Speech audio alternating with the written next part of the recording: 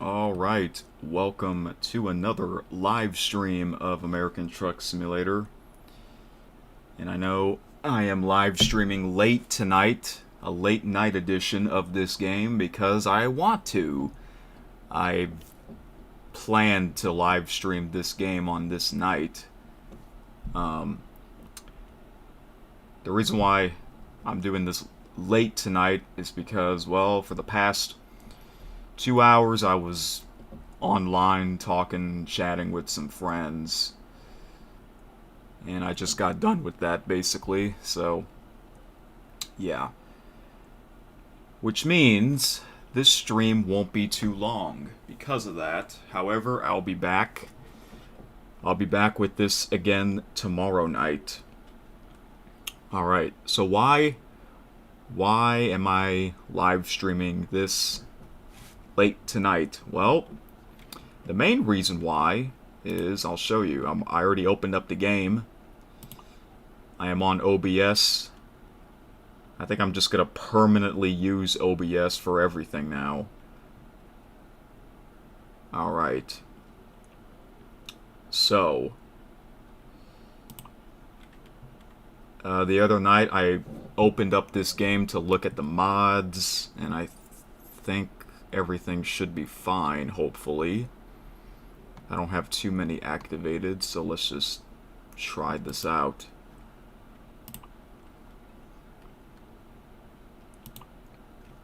Yep, a new title screen.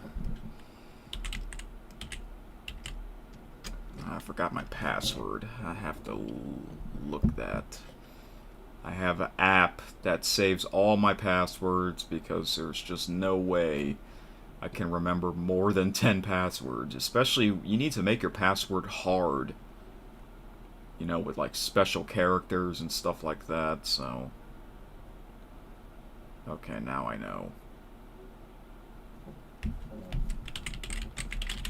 Nope.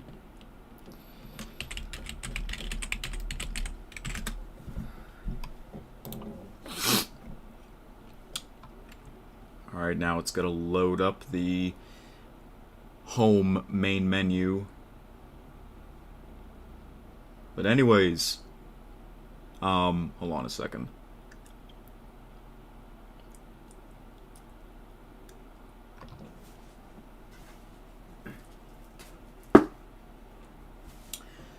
Halloween is just 1 week away already, and you know, the past 2 years, American Truck Simulator had something called the Hauloween event. And I'm like, well, I guess they're not going to have it this year, but they've announced in the middle of the night last night, because they're in Czech Republic, the SCS software, they're 7 hours ahead my time, they are bringing this back. So that's cool. Here it is. Happy Hauloween. Get it? Because we're hauling stuff. Alright. I wasn't sure if they were going to bring this back because we're a week away from Halloween already. But it's back for the 3rd year. I did the last 2 years. I enjoyed it, so I'm going to do it again. I'm going to try and complete it before November the 1st. I can't promise you that, but at least I'm starting it right away. So that is the main reason why I am live late tonight. Oh, hello, Acer. Oh, I thought you're sleeping. You usually go to bed at 10:30 or 11. It's almost midnight for you.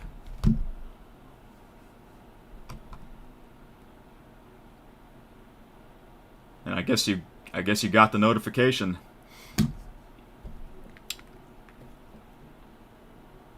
Anyways, I wish they brought this back earlier in the month. I don't know why they're bringing this a week before Halloween. Same thing with the Christmas event in December. I wish they can bring that back like I don't know, after Thanksgiving or something like that. But no, they'll bring it back like a week before Christmas, where, everyone's busy during that time of the year. But that's okay. At least we have something to enjoy for the holidays. Alright. I wonder if it's the same exact thing. It might be. Alright, we have to do 13 deliveries of Halloween treats. Okay. To or from any city in any trucking territory. You know what's funny? My most common delivery is Halloween treats. It really is. Alright, 13 deliveries to complete their personal goal. Rewards. Players that complete 13 or more deliveries of Halloween treats cargo will gain a unique World of Trucks achievement, as well as a spooky booing ghost cabin item as a Steam inventory item for this game. Okay, they also have this for Euro Truck Simulator 2. That's cool. Community goal. They will receive a grumpy ghost hanging toy as a Steam inventory item for their cabin.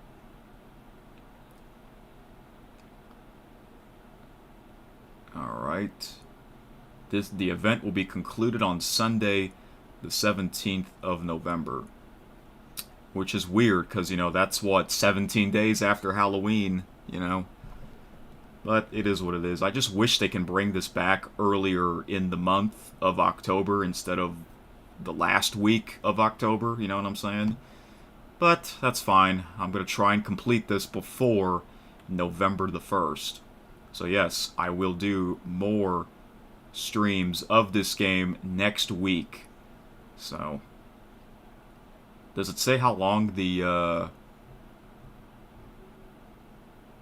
does it say how many miles does it have to be at least? It doesn't say, because earlier, not too long ago, I finished the Cruising Arkansas event, because that was the last state that came out in the DLC, and it has to be at least 100 miles in order for it to count, but it doesn't say that on here. So maybe it doesn't matter. I usually do the shortest delivery anyways, because I don't really need a lot of income in this game. I still have a chunk of that. However, let's see here. I'm going to buy a new truck, and you'll see why. Oh, what the heck? Oh, background theme. Halloween Field's background theme has been applied for the duration of our latest World of Trucks event. Awesome. Yeah, they would do this. Same with the Christmas event. They'll have a new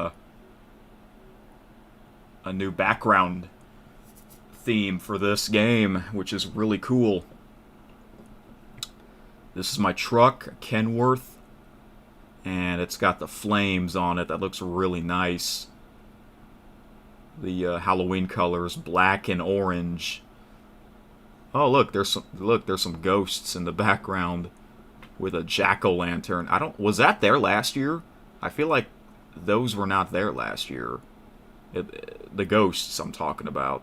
I'm not sure, but look at that. This looks sick. Yeah, I don't think they had the ghosts last year. It's the same background theme, but I don't think they had the ghosts in the background theme from last year. So that's a new thing for this, which is great. Look at my truck. Doesn't that look sick? That looks really sick.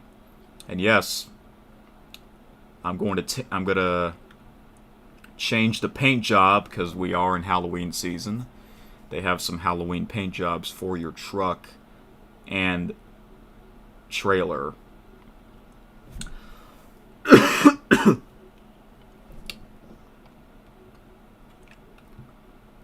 Alright. I'm at level 40.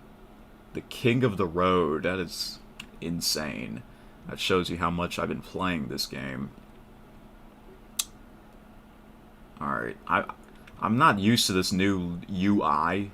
I really like the old one more, but I just don't know why they had to change this after all these years. You know, remember, this game is over 8 years old, even though it doesn't look like it's 8 years old, because this is one of these simulation games where they add new stuff every year. The game gets bigger every year. They'll add more states to the map. Okay. How do I check my stats? I guess it's right here. Here we go. Look at this. Most common delivery, Halloween treats. Yep. I think I can go back. Yeah, this is like my whole history of deliveries. I can go back to last year's. Yeah, look at that. Halloween treats. Let me see here. The miles. All of them are over 100.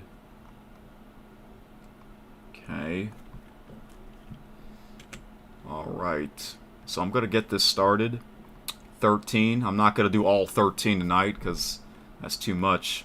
I'll do a few tonight, then I'll do a few more tomorrow, and then I'll do the rest next week. Alright. But this looks awesome, doesn't it? It really does. Alright. I believe I'm back in my headquarters in Los Angeles. Yes, I am. So I can go back to my garage and change my truck. Alright. So I'm at... Oh, wait. I'm at the service, so I can... Yeah. Alright. Let me... I guess I'll drive right now and see how the mods are going. So let's do that. Oh, the game loaded quick. Oh, nope, it's back to this black background. We can't have that. So I need to go... Oh, wait, no, not quit. Title screen.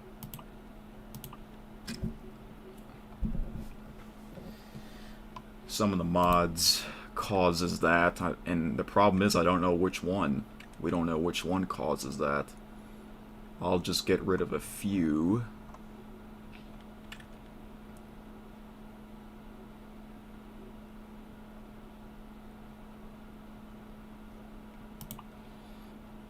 Let me get rid of the ones that I don't use very much.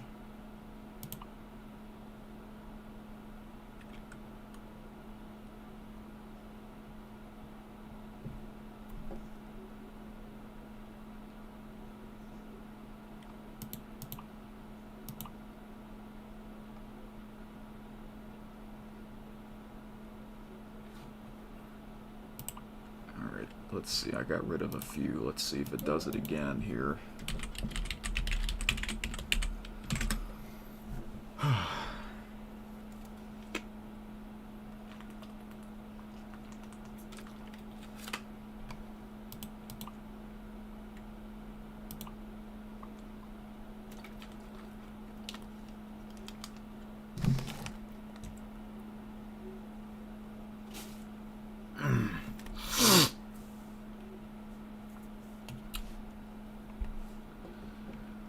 Alright.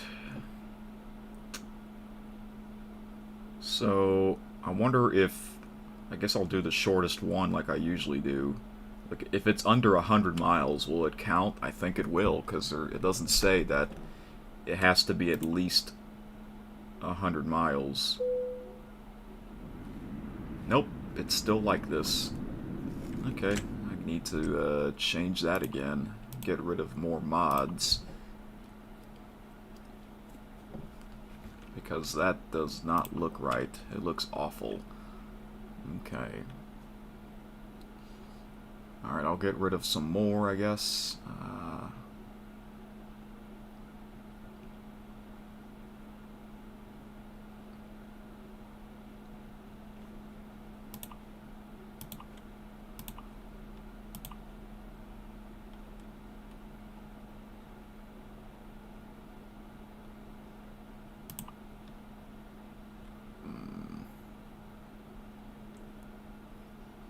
Which one's this? This one is... That's paint jobs. Okay, we don't really need that.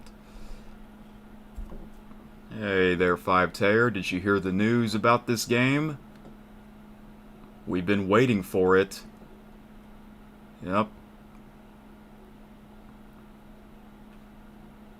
I wasn't sure if they were going to bring this back this year or not, but they officially did. So I guess that's good news. Oh, yeah, same thing with me. I got the notification as well. So I'm starting this tonight. Thank you for tuning in late tonight. I just wish they brought this back earlier in the month. What the heck? Okay. Yeah, I wish they brought this back earlier in the month.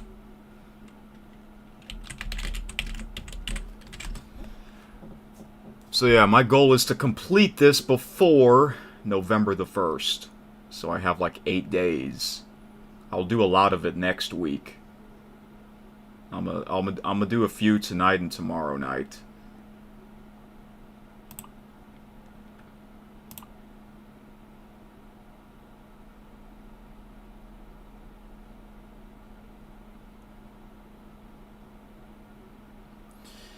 Yeah, I guess it is because of the Arkansas event.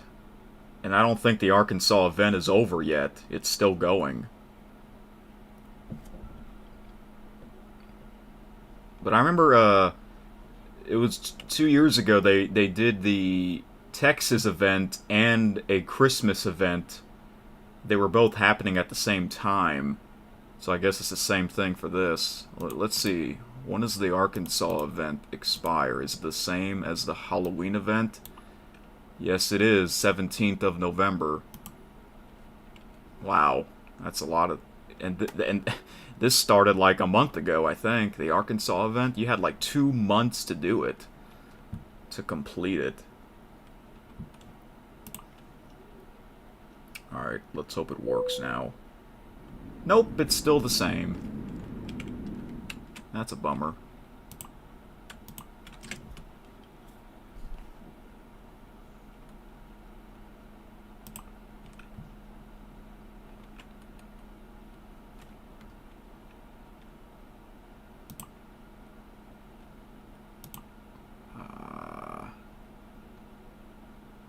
I'm not sure why this is closed. Maybe it doesn't work anymore. Let's see, I'll get rid of it, I guess, and then... Let's see if that does anything.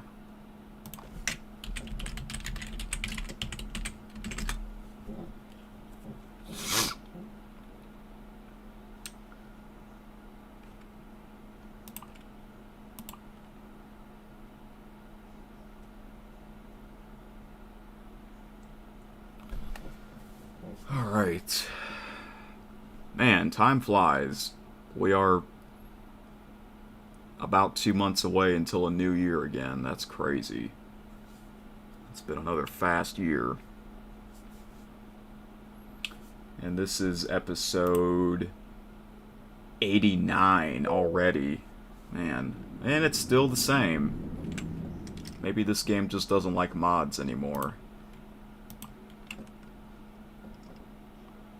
At least the game loads fast. That's good. I feel like it's this one. 1.47. That's an old update. I don't think it works anymore. So let's see if that changes anything.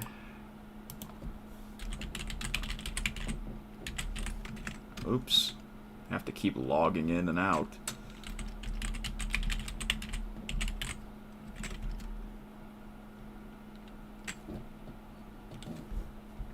Oh, I forgot, you do have a Christmas profile picture. That's cool. Are you gonna change it after Halloween's over? Like November the 1st?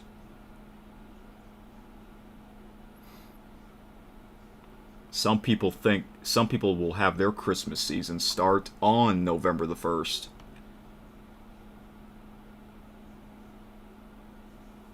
I put up the Christmas tree like a week before Thanksgiving. That's like a tradition. And then we'll have the Christmas tree up for 2 months.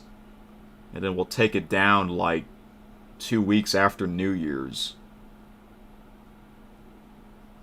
November 11th. Oh, that's Veterans Day. Okay.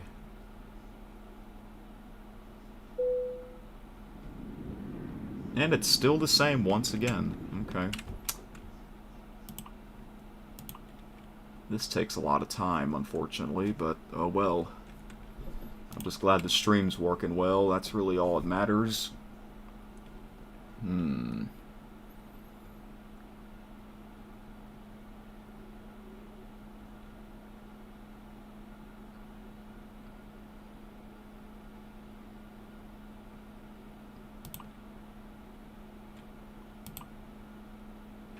See, these are the old mods that I got.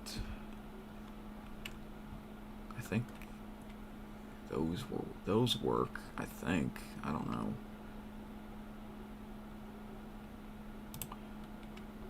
I wonder if it's, maybe it's this. That's my guess.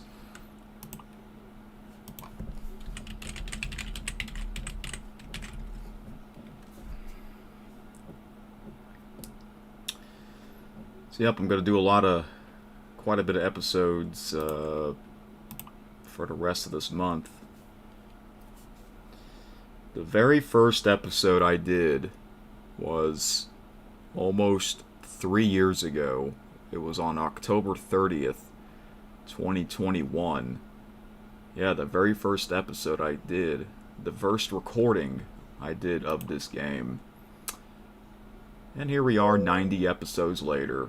And look, it's still the same. That is some weird glitch that I can't fix. I'm not sure what it is. Which one of you mods causes that?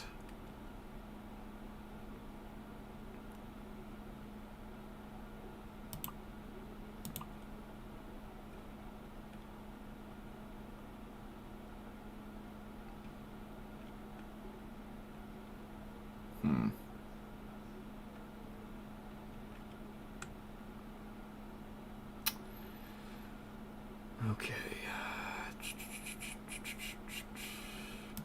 Let's just keep doing it, I guess, one at a time.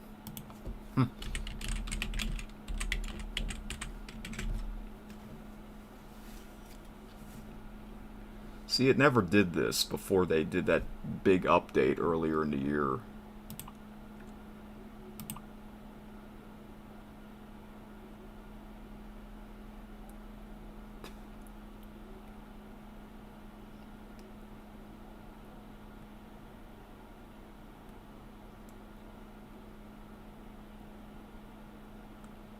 Oh, look at that airplane. That's in Kansas. Wow, that's very nice. Yep, still doing it. Maybe I should just get rid of all the mods. Should we just go old school tonight?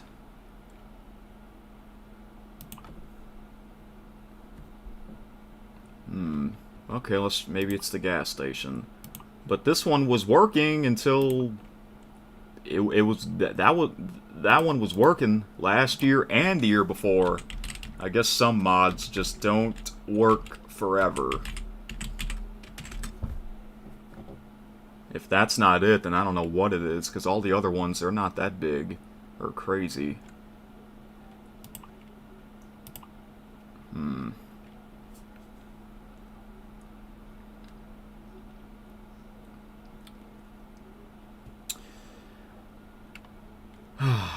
Oh, look at that. That's Houston. Downtown Houston. I've been there before. I've been there before in real life. Oh, in the background, that's Minute Maid Park. They got that. Good job on that. Oh, you're right. Huh. Turns out it is the gas stations mod. Okay, maybe I should... Let's try and re-add some of the mods that I took away.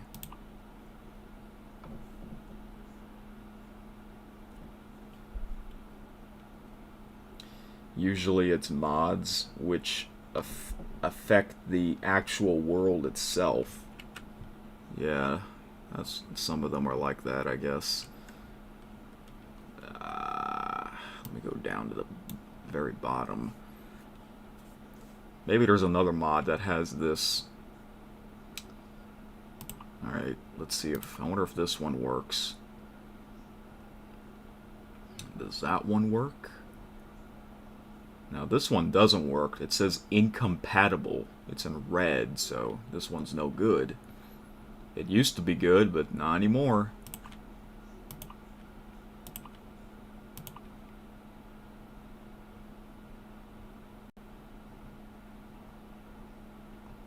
Same with this one. No good.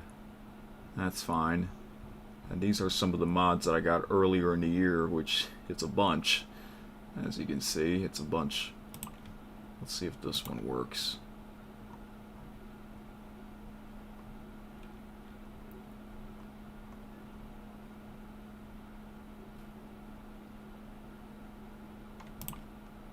I like trains. Who doesn't like trains, you know?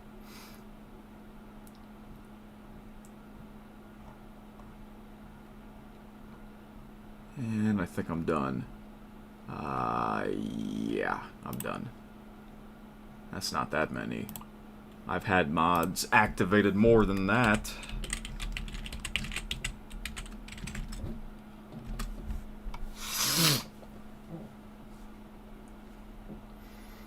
Sometimes you just have to wait for them to update the mod to new versions. Yeah. And sometimes that might not happen. You just never know. Alright, hopefully it's working now. Maybe it's just that one mod that I got rid of. Alright, now I know not to use that again.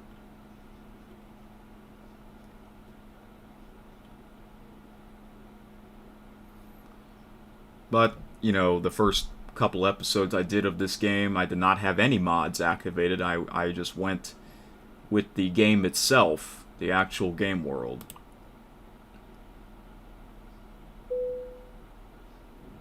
Oh, okay. We're good. We're good now. Awesome.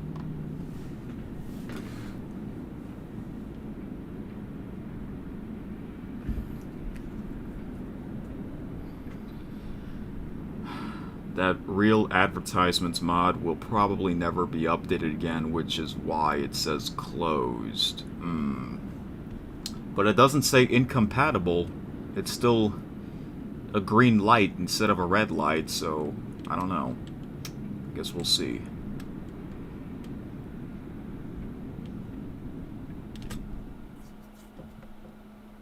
Huh, this is a different background. I think this is a different background. Yeah, I don't remember this background. Replace all. Ooh, that's a lot. Actually, I might change trucks, because I have, I think, 3 of them. Actually, one of them doesn't work. I have a second one that does... I think it's in better condition than this one, so I might change that.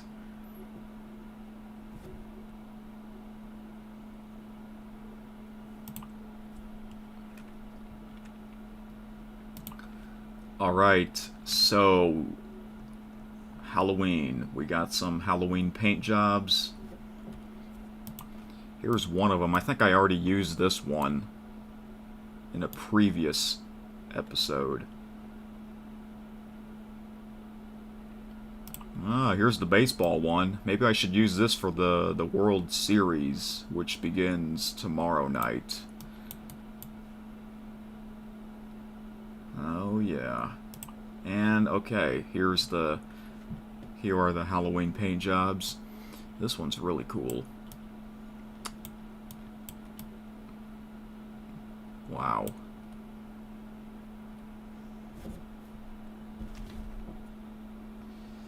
Oop.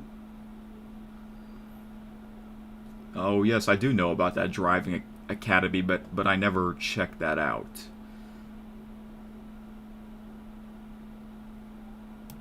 That's a cool thing. That's a cool feature to have in the game for new players, and I guess players that haven't played this in so long. Maybe I should try that in the future. Because, yes, I do play this game a lot, but then there are times where I won't play the game for like a month or two, so, yeah. This one's very sick. Look at that. Ooh, yeah.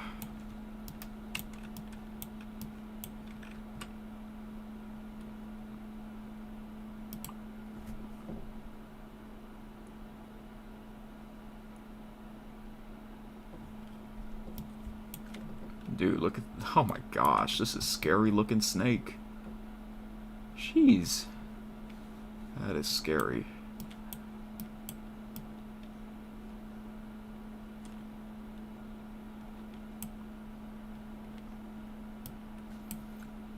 Hey, 5Tayer, can I ask you, how did you find my YouTube channel? Was it from this game or something else? Because I know sometimes we played Roblox together.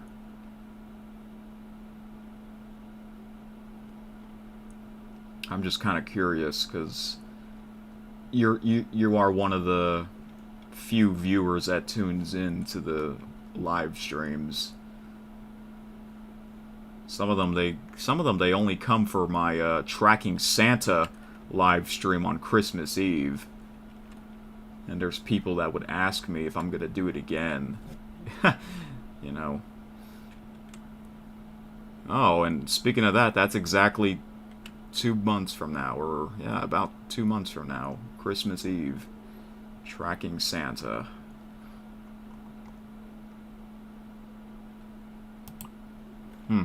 Should I go back to this for the election? Maybe I should. Oh, wait. What? No. I don't want to... Yeah, cancel. Cancel that. Let's go back to my garage and check out the other truck.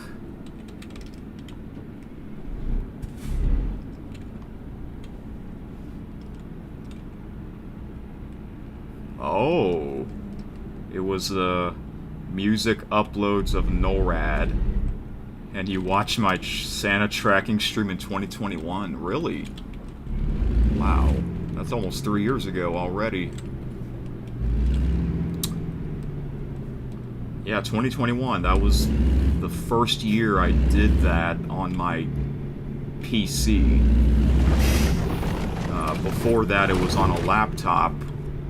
A crappy laptop.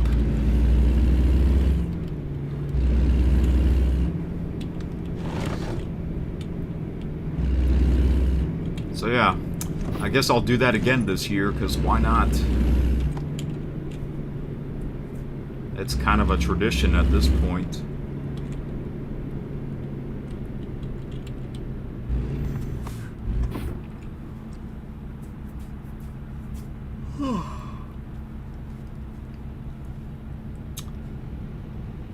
Look at this. Got a skull hanging item and that bat on the... I forgot what you call that thing. Behind the windshield. Dashboard, I think that's what it's called. Oh, well, look. Wow, Pringles. It's the old logo, the old Pringles logo that we all miss. Oh, I almost hit that. Wow, I've never seen that before on that in this game. Okay, well now we know that mod works.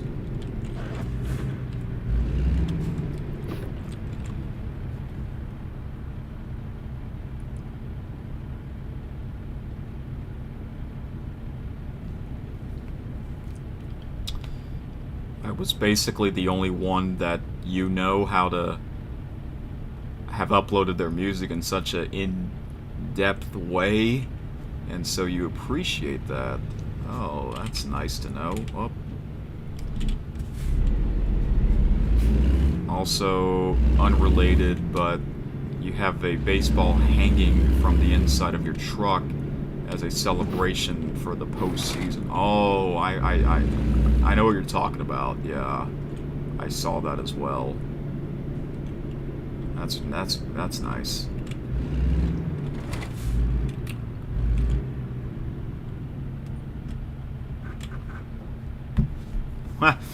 Oh yeah, look, yeah, I'm in Los Angeles, yeah. The home team tomorrow night. Yep, for game 1. Do they have Dodger Stadium in this game? I don't think so. That's a shame. Let's go find that ballpark.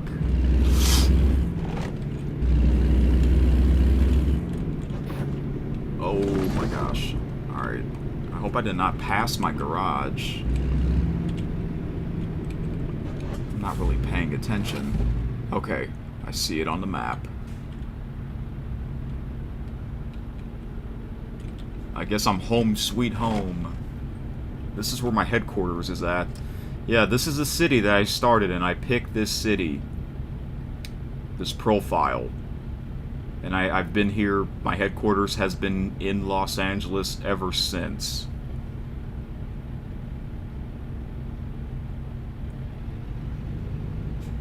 Oh, alright, here we go.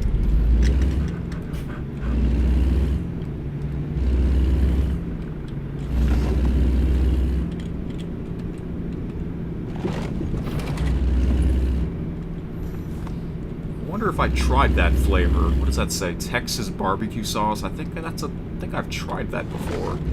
It's not too bad. Barbecue flavor is really everyone's favorite. Even barbecue sauce. That's really tasty.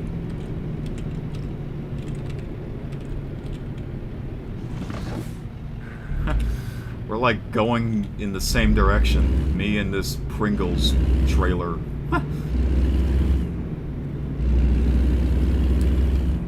Alright, I am almost there at my garage. In my opinion, the speed limit should be higher than 30. I feel like it should be 40. I feel like we're going slow, you know. But I get it. This is LA, a crazy city.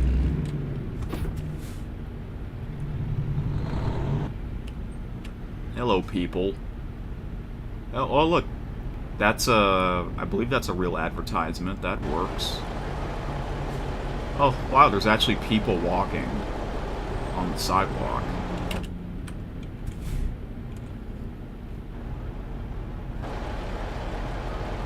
Airplane.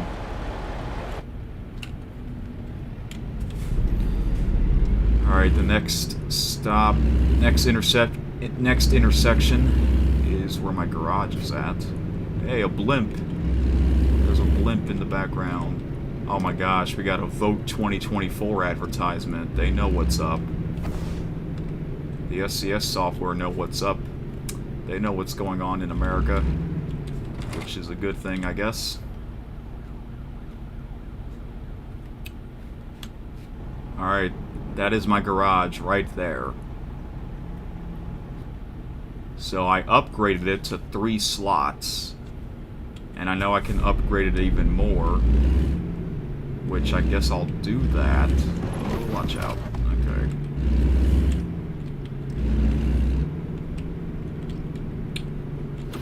I'm back home.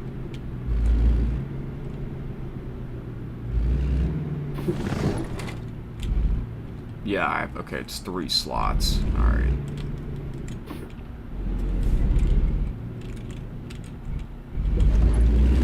I'm glad there's no more of that black background, because that just looks awful.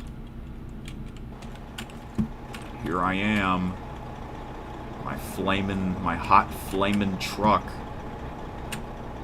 Looks like flamin' hot Cheetos. The way it looks, I guess.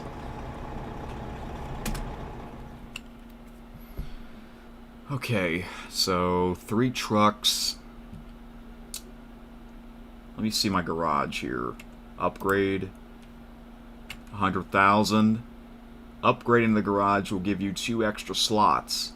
Oh. Okay. Let me see here. This is my first truck. This is the first truck I bought. Kenworth T680. And it's not in good condition, so that's why I stopped using it. But I know I can, like, repair it. But if I do that, I think this is what it is. Total restore. Look how much that cost. So I decided to buy a second truck. It's a Mack Anthem. This is the biggest truck in the game in terms of the most fuel tank. See that? 284 gallons. And look, 5-star condition. I got this earlier this year. At the beginning of this year. And I like it. It's very nice. And then the truck that I've been using lately is a Kenworth W900. I got this truck mainly for the Super Bowl earlier this year. This one's still pretty good, but I think it's time to go back to this truck. I haven't used this since, I guess, the Valentine's Day event, because it still has the Valentine's paint job on it.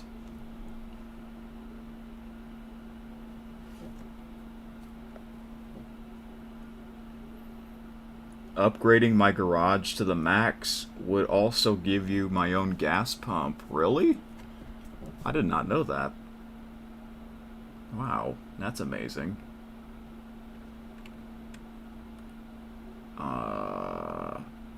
And then I bought a trailer. It's just a typical dry van. And let me see here. Used trucks. Oh yeah, the current truck that I've been using was used. When I bought it, it was used, and it wasn't bad. Look at this. This one. If I buy this one, I have to. It's 1-star condition. That's not good. I have to like totally restore it. Now this one's 5-star condition.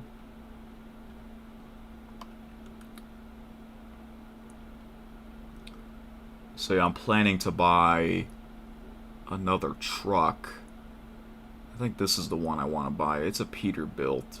That is the brand, so I think this is the one that I want to get. All these are pretty good.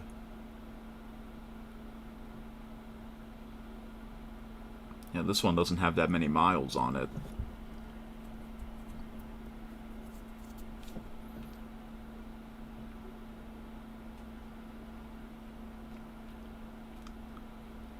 I forget what happens if you buy a truck. I think you have to, like, go to the place. Sorry, you don't have any space left in your garages. Okay, well, we gotta do that first. We gotta do that first. What's the economy summary? Not too bad. Not too bad. Alright, we might as well upgrade it. Alright. Oh. Oh. Here it is. I've officially upgraded my garage. Full. Wow, it looks like a big house.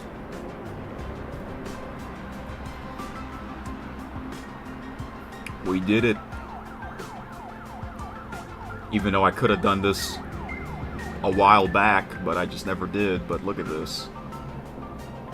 It now has 5 slots. Awesome. So I can buy 2 more trucks if I want to. Okay. Alright. Do they still have the one that I want? Yes, this one. And it's, oh, only 10,000 miles? That's not much. 5-star condition. Yep. I think this is pretty good. Alright, I think this is the one. Oh, I have to Select a destination. Garage. And then pick the target slot. There we go. Online truck purchase. Thank you for your purchase. We will deliver your newly bought truck to your garage in Los Angeles immediately. Please note that all trucks bought here have regular insurance paid already. Alright, that's good to know. Oh, I have it. I have it.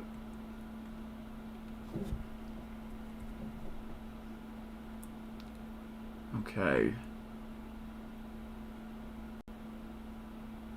So do I... Okay, so I have it right now.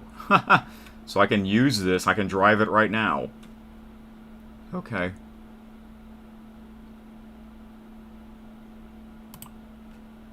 Let's go back to this. Because I'm going to change the paint job. Wait, are you sure you want to reassign? Oh, yes. We're switching trucks. Here we go.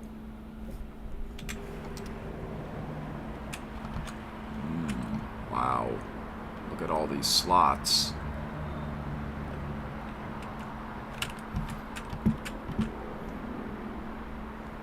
Alright, here's my Mac Anthem. What's the interior look like?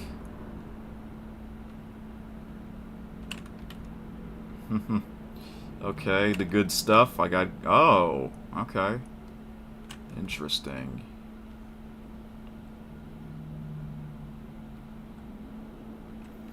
Oh, you used to use this truck? It's really nice. This one. Wait, did you say... Oh, yeah. Your own gas pump? Is that it right there? I think so. I see it on the map. I was gonna say, I do need some gas, so I guess we'll get some gas right now. Perfect. Alright. Wow. The garage is huge.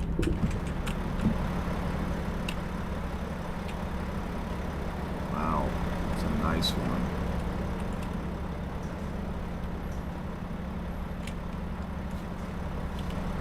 Wow. We finally did it. I think it was 2 years ago. It was about 2 years ago, I believe, where I first bought this garage. And now, here we are, about 2 years later, fully upgraded. And now, we have a gas pump. I need a rest, too. Alright. Wow, that's amazing. Let's see how many gallons this will take. It's quite a bit.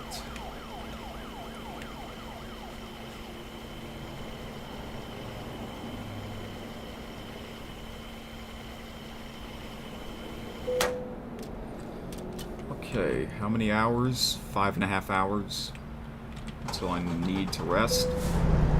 That's great.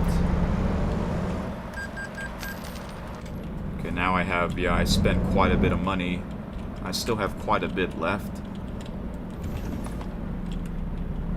Just don't go bankrupt. That's the goal.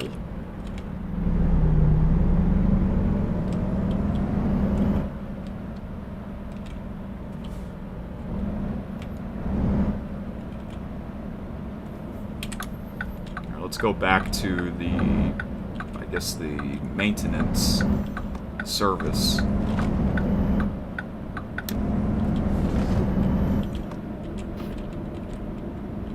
This is a nice truck.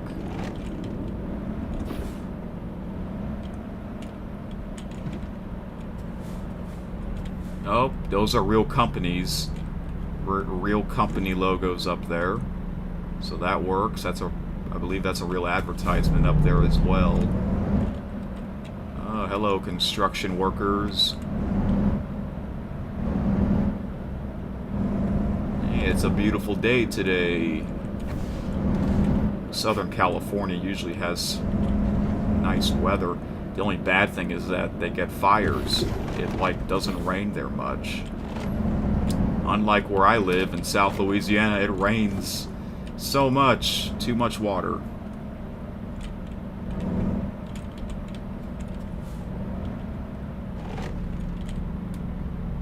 Although it hasn't rained lately, the past week or two. But it's actually hot. Yep, it's still hot in late October. Nice palm trees.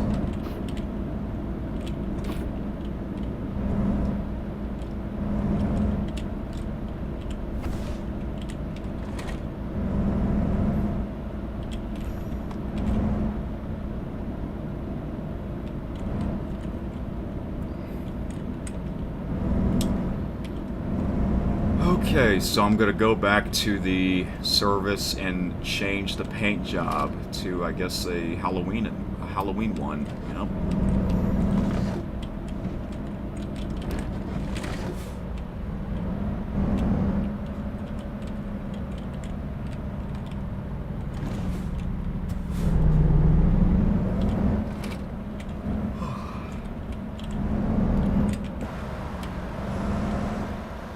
More people walking. Chinese takeout. Haven't had any of that in a while. Nice.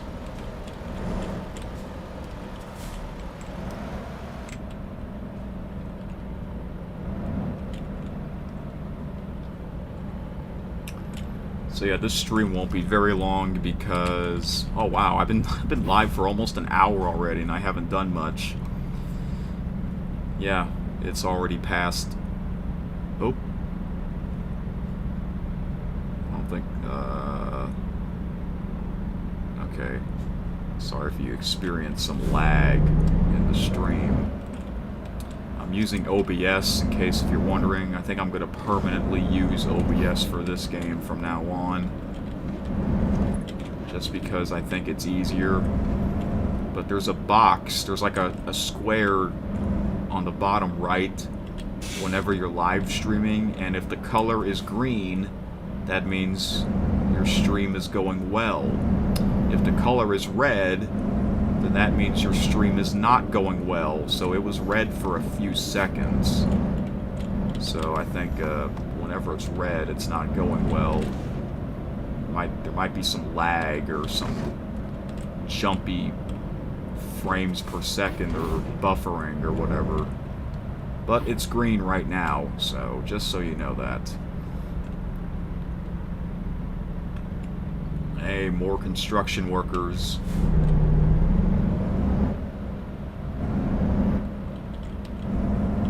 Alright, we're almost there.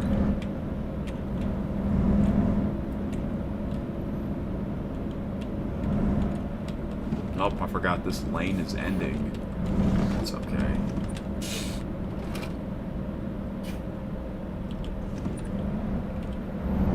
Yeah, I love this truck. I love all three of them. And the fourth one I just bought, I'll have to see how that goes. Alright, not this one. Service. Oh, Harley Davidson motorcycles.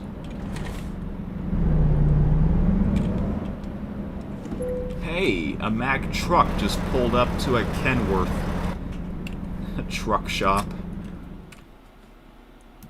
Alright, how's it doing? Oh yeah, not much damage. That's good. Let me see. What paint jobs would look good? Man, there's so much. Alright, let me see this one. That's very nice. I know I can change the color on that. That looks great.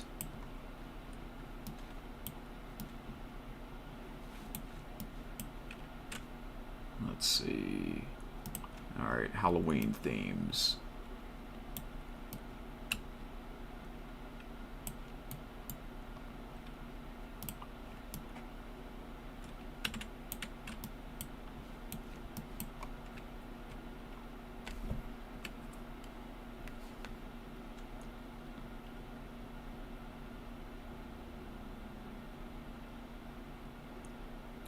What is this one? Oh, that looks weird looking.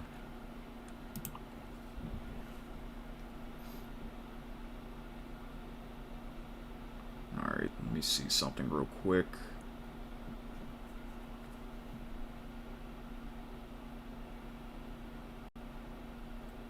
Excuse me for a minute here.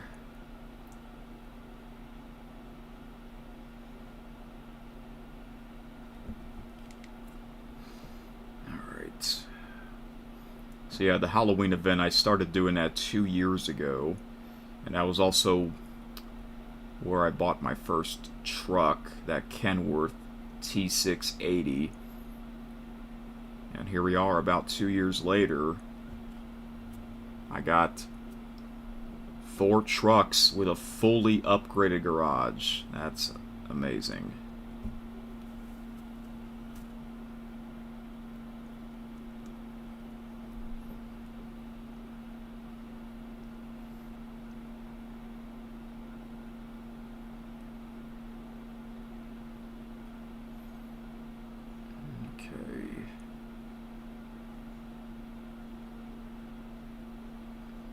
Okay, so I'm checking to see what paint jobs I used for last year's Halloween event with my first truck, and I used this one.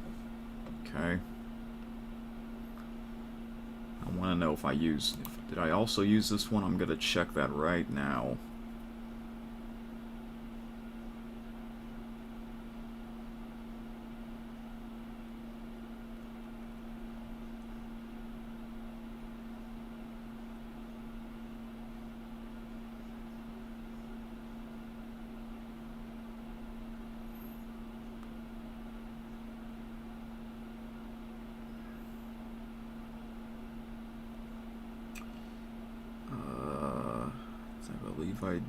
I think it's the same one, I believe.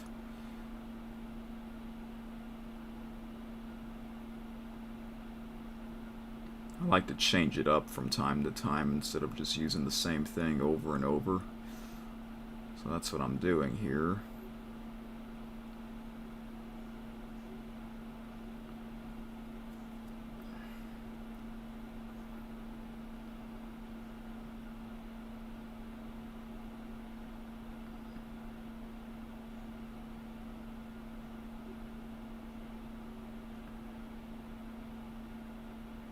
I think that was the same one.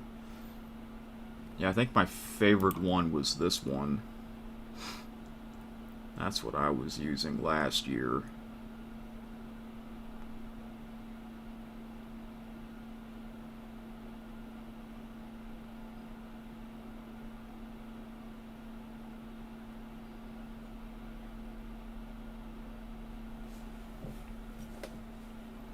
Is there another one, or is that it? I think that's it for that. Okay.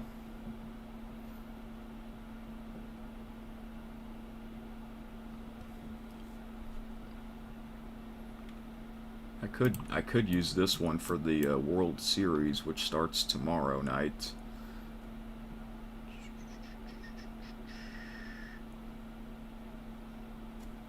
Okay, now my stream won't load because I'm on my phone for the chat, but that's okay. It says one person watching. It's already 11:30 my time. So I'm going to, once again, no face cam, because what I like to do is to listen to sports talk videos. So that's what I'm going to do here.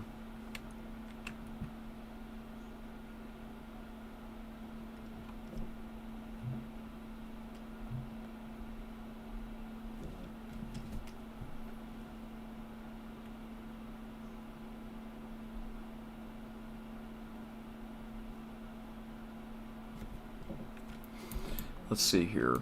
Can I change? What colors can I change? I can do that. And what is this one? That one is... Oh. Okay, and this one, what is this one? Interesting. That looks pretty cool, I think. Who is this player? He looks familiar. He means business. Okay.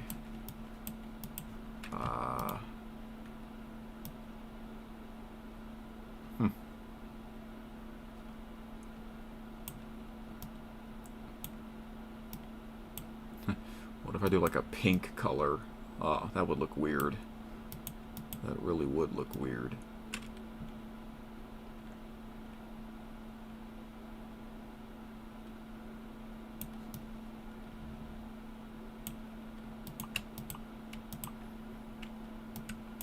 Actually, I think this looks good right here, in my opinion.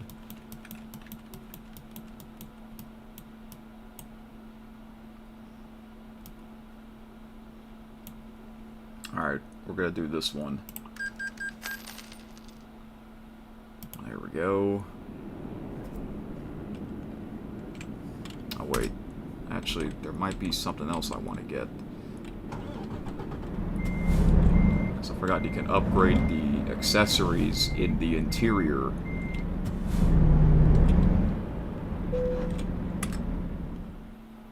Alright.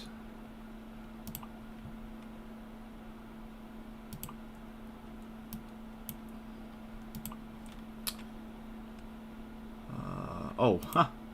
Tree work ahead? That's funny.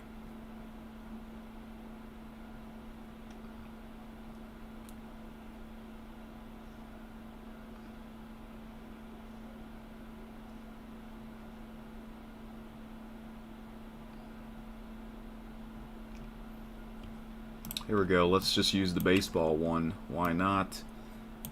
Okay.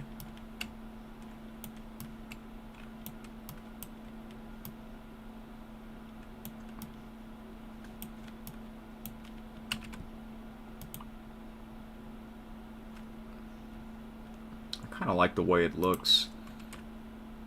Ooh, flame pillow.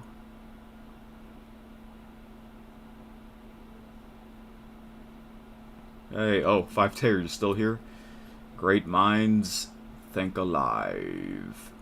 What the heck? Kiss me, pillow.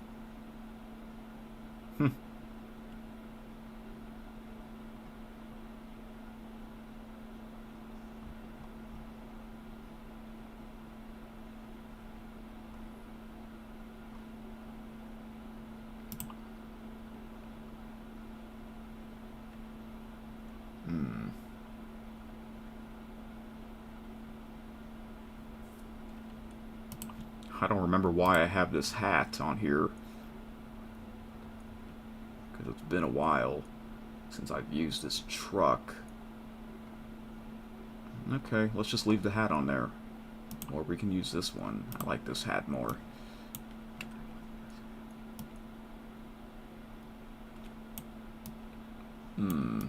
Oh yeah.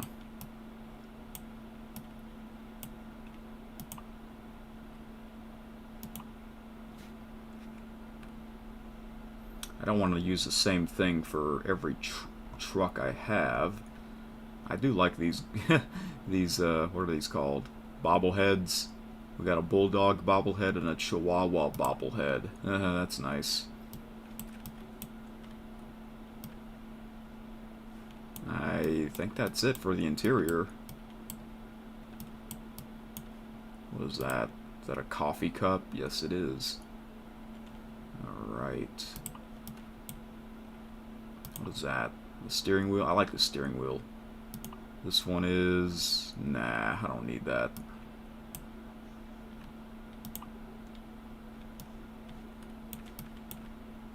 Which one is this? Nah, I don't want that.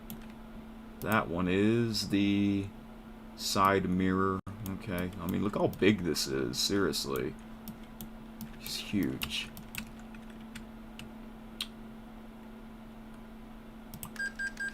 Oh. I just gained a little bit of money by doing that. Okay, perfect. Oh, what? Oh, no, the Chihuahua's gone. I didn't mean to get rid of it. I want that back. I didn't even notice I got rid of it. That was weird.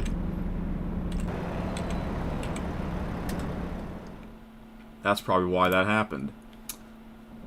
Okay. Let me go back and get that Chihuahua back, or is that the Bulldog? I think it's the Bulldog. Yeah, there we go.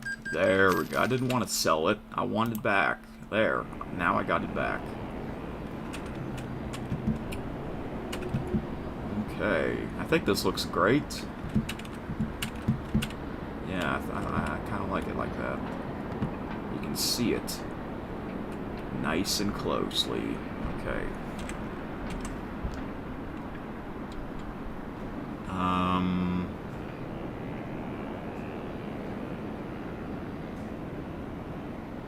Okay, so I guess I'll begin the Hauloween event. I think I'm ready to go. Now. Let's see here. I usually do the shortest one. Is it... Okay, we'll find it. Or I could just type it. That's much faster. There we go. Hauloween treats. Okay, this one's over 100 miles. Going to Barstow, California. Okay. Our first delivery.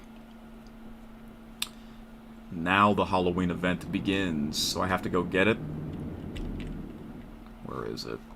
Oh, over there. Office Depot.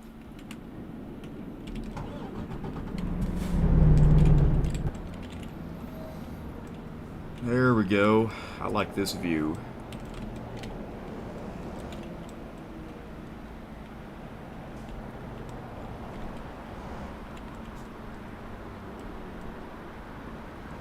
So I'll probably...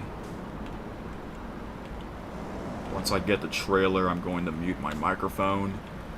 And I'm going to start listening to the playlist that I made as my radio. Is the light green? I can't see. Yes, it is. This is like a movie type camera. There we go. We got a focus now. Hey, look at the bobbleheads. Yeah, they're moving. Very easily.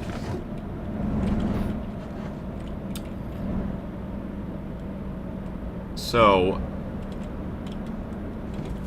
I'm gonna do quite a bit of streams of this game until November the 1st, so mainly next week I'll do a lot of it. While I listen to the World Series games. Games 3, 4, and 5 will be on Monday, Tuesday, and Wednesday night. So most likely I will do live streams on those nights while I listen to the game. Good times. Yep.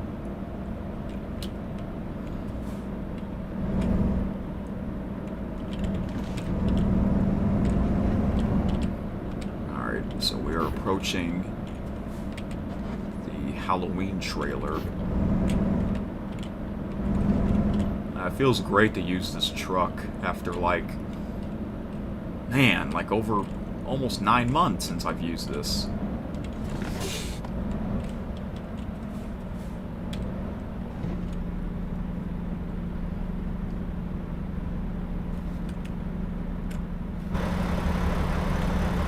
How you doing, baseball player?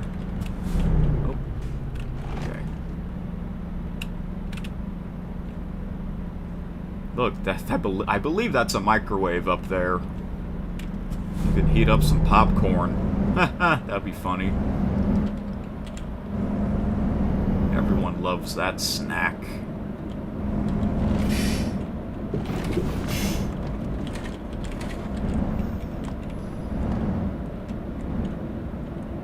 Again, I'm sorry for live streaming late tonight, but I still wanted to do one tonight, so yeah.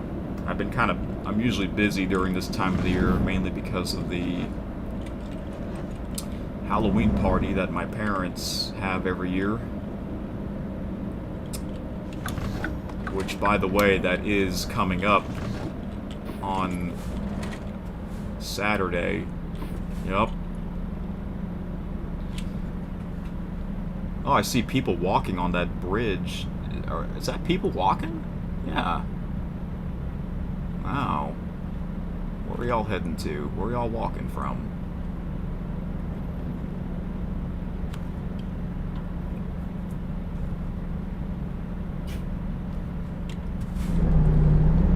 So yeah, for this, I'll do some deliveries tonight and tomorrow night.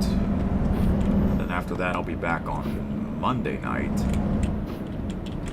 Monday night, Tuesday night, and Wednesday night to see if I can do the rest of the deliveries. I almost missed my turn. Good thing I saw it. How you doing, sir? Alright. Oh, I think I've been here before. I believe I have been here before. Yeah, this looks familiar. Ooh, there it is, our Halloween trailer.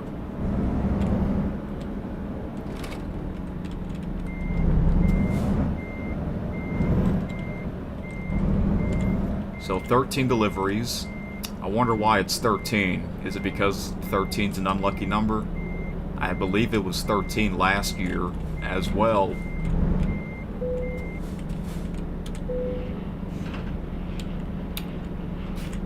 Alright, so we are going to Barstow, California. Alright. Yeah, I'm going to do the shortest one for all of them just to get it over with. But this... Oh, okay, yeah, it's got ghosts on it. That's very awesome. Yeah, it's a different one. Ghosts, riders in the sky. Yep. Look at that. Awesome. And Office Depot. What does that say? Taking care of business? That's what I'm doing. I'm going to be taking care of some business. Can I make it before I need to rest? Yes. Alright. So, this means I'm going to mute my mic and listen to the videos, the baseball talking videos. Oh, it's doing that because I am out of this window, and I'm going to change it.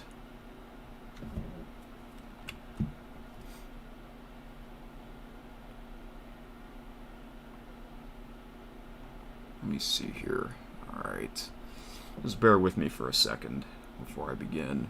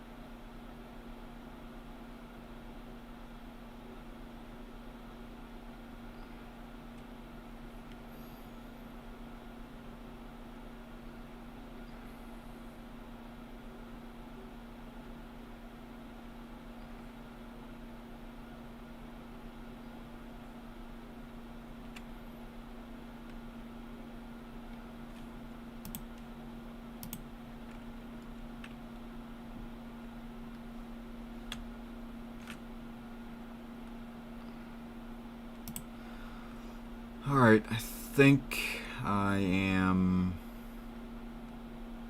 ready now, so...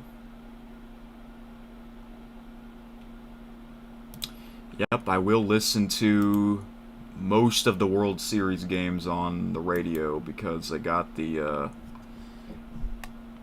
New York Yankees in it, and I really enjoy listening to that radio broadcast.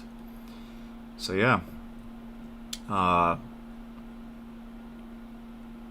gonna listen to some John Sterling videos. Yep, because he is the voice of the New York Yankees, and he will be retiring after the World Series. So, yep, that's what I'll be doing here for the rest of this stream, and then whenever I'm done, I'll end it, and then I'll be back tomorrow night. Tomorrow night will be a much shorter episode because I have other things to do. So yeah. Alright. We'll see how many deliveries I'll do before I'm done with this here. Alright, here we go. Gonna mute my microphone right now, so enjoy the Hauloween adventure.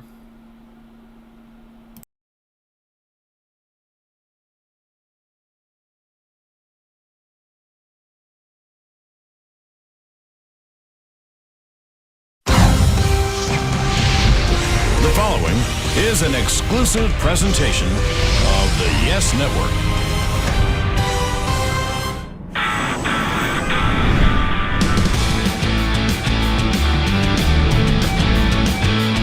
John Sterling is the voice of baseball in New York. When you listen to John, you're visualizing the game as he's speaking. He is passionate about the game and the Yankees. Please welcome the one, the only, John Sterling.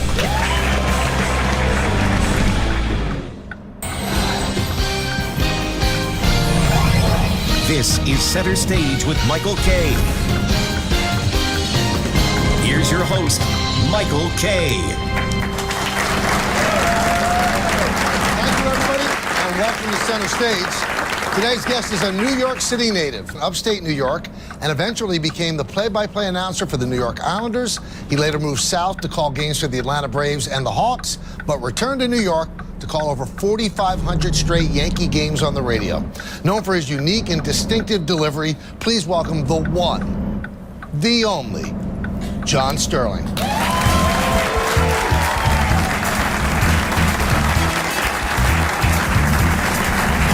What's up? Isn't this odd?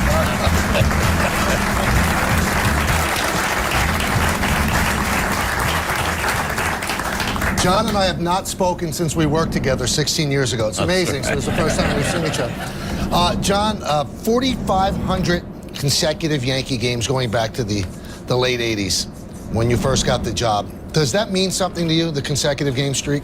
No. Really? I mean, I'm very happy, that I've had this unusual health, you Right. know, as my dad used to knock on wood all the time. But actually, this all began in 1981, and I did a Hawks game. The first game I did, I have not missed a game in 37 seasons. And there were 5 years in Atlanta where I was doing the Hawks and Braves, and I was doing, like 220 games a year.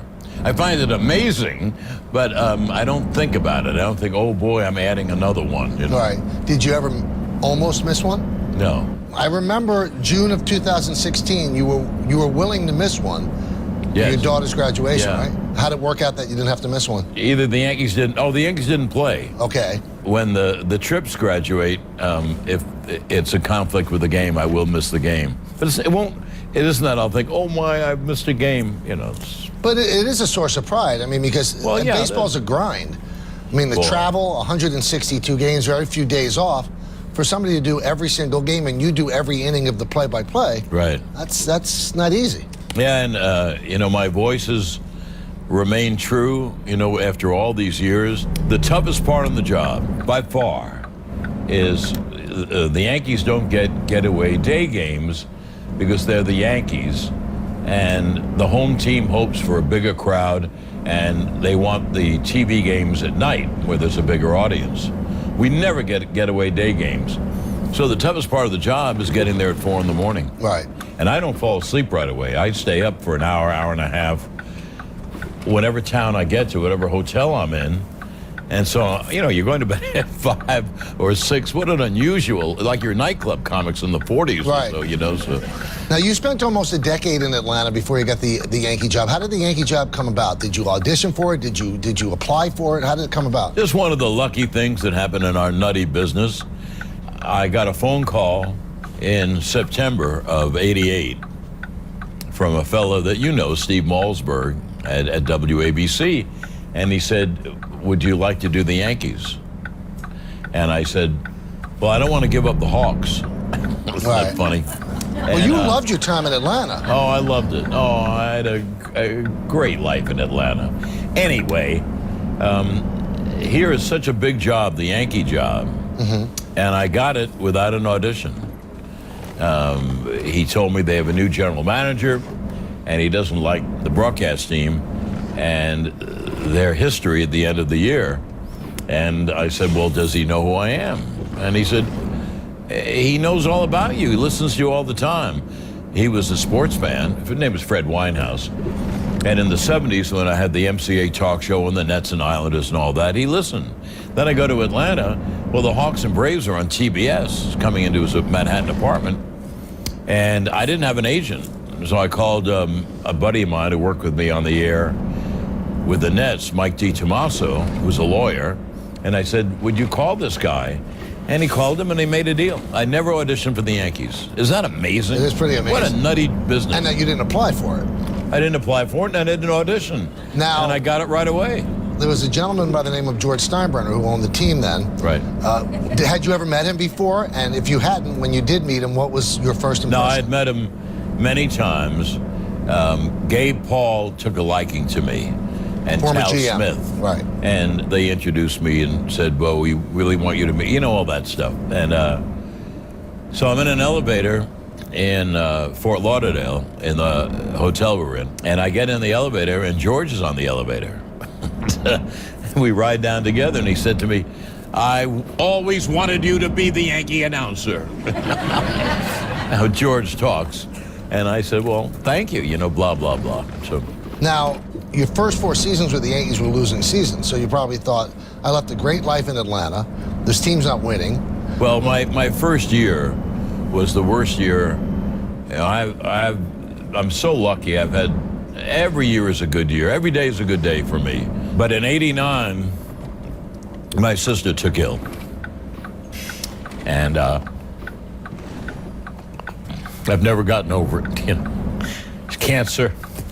Died in a couple of months, and that was a very tough year, '89. Now, from what I remember, John, you endeared yourself to George Steinbrenner about a comment you made during the broadcast. The team was playing poorly, and you said, don't blame the GM and the owner, right? Yeah, it was a couple of years later. George and whoever the GM was, they had, the GM du jour. Right. They're getting killed in the newspapers. And the team was very bad. 89, 90, 91, terrible teams. And I said it was a Sunday, and I went on my soapbox, my high horse, as one of those people would say in the newspaper. And I said, what are you blaming George Steinbrenner and, let's say, Bob Quinn was the GM. I think it was Pete Harding Peterson. Right. Yeah. Pete Peterson. And I said, blame the players. They're the ones who are making out. They're the ones who can't get anyone out. So 2 nights later, we're in Milwaukee, and there's a rain delay. And so I'm walking around this maze of booths in this old stadium, and George is sitting in one of the booths. And he stopped me, and think of how good this made me feel. And he said to me, I just want you to know, you'll always be the Yankee announcer. And if they try to hire anyone, I'll veto it. So I figured, I figured that he had heard, what I said that day, Right. And he liked it. Now, obviously, one of the things that people love about the way you do the game is the home run calls, the embellished home run calls. Where did that first come about? Well, when I was doing the Nets, Bernard King was the star. And I would say, and the players called him BB, after the guitarist B.B. King. And, he would hit a great shot or great drive, and I'd say, Bernard Sky, B.B. King. And then in Atlanta, Dominique was the star of the Hawks. And I would say, he hit a great shot, and I'd say, Dominique is magnifique, and Dominique is terrifique. And those kind of things caught on. With the Yankees, I guess one day Bernie Williams hit one, and I said, burn, baby, burn. And that was the beginning of it. Now, what's your favorite one, and did any player ever object to it? No player has ever objected it. Yes, Nick Swisher hit a home run, and I'd say he's. By the way, I don't take them seriously. They're also dumb. You know, they're just. I'm not discovering a cure for cancer. I mean, it's just a play on words. But anyway, I called old jolly old Saint Nick. He didn't like it. He said, makes me sound like a fat old man. So I changed it to he's Swishalicious, and he loved that. Yeah, so. I think he used to call himself that. Yeah. All right, so where did this all begin? We're going to take a trip to Manhattan's Upper East Side when we get back with John Sterling right here on Center Stage. Swung on, there it goes. Deep right field, it is high. It is far. It is gone in the second deck.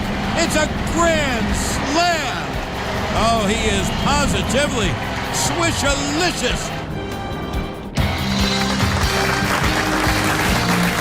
Welcome back to Center Stage, everybody. We're talking to John Sterling, the Emmy Award-winning sports announcer. Now, John, you're a native of Manhattan. Right. So tell me what little John Sterling was like. When I was a little boy, I don't know the reason, I fell in love with sports and music.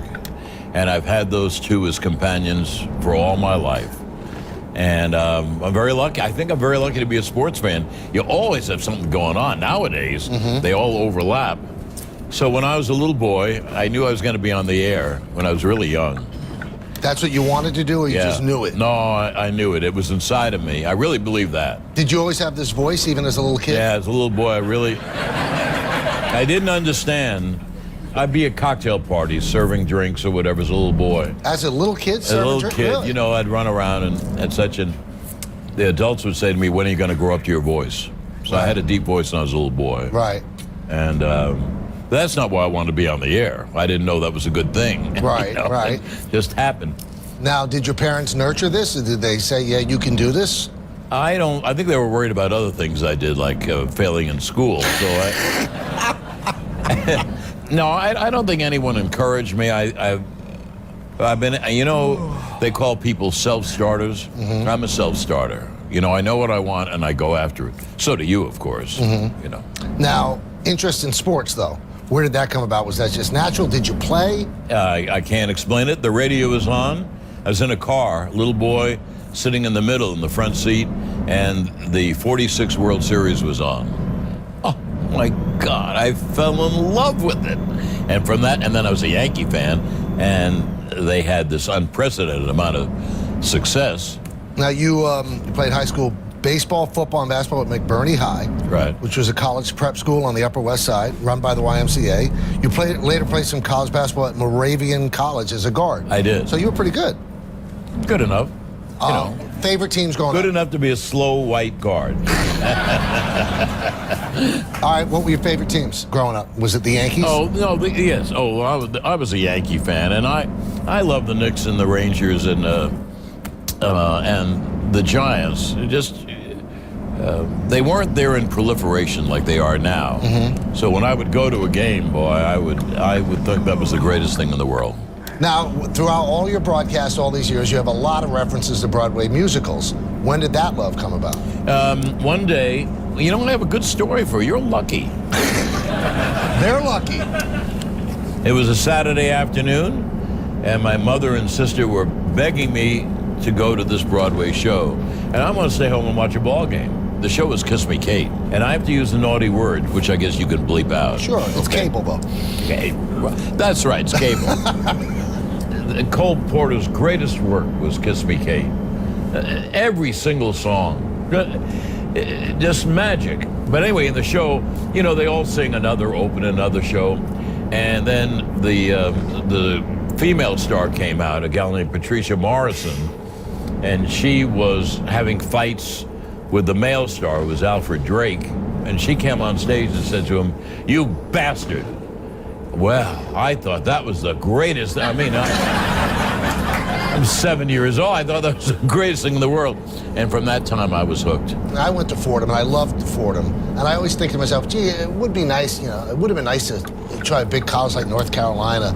Well, you tried every college. I tried You went three to of them. Moravian, you went to Boston University, then you Columbia School of General Studies. Were you just trying them all out, or you just weren't good? Well, all my friends were in Boston. A bunch of them were at Harvard, and I transferred to BU from Moravian.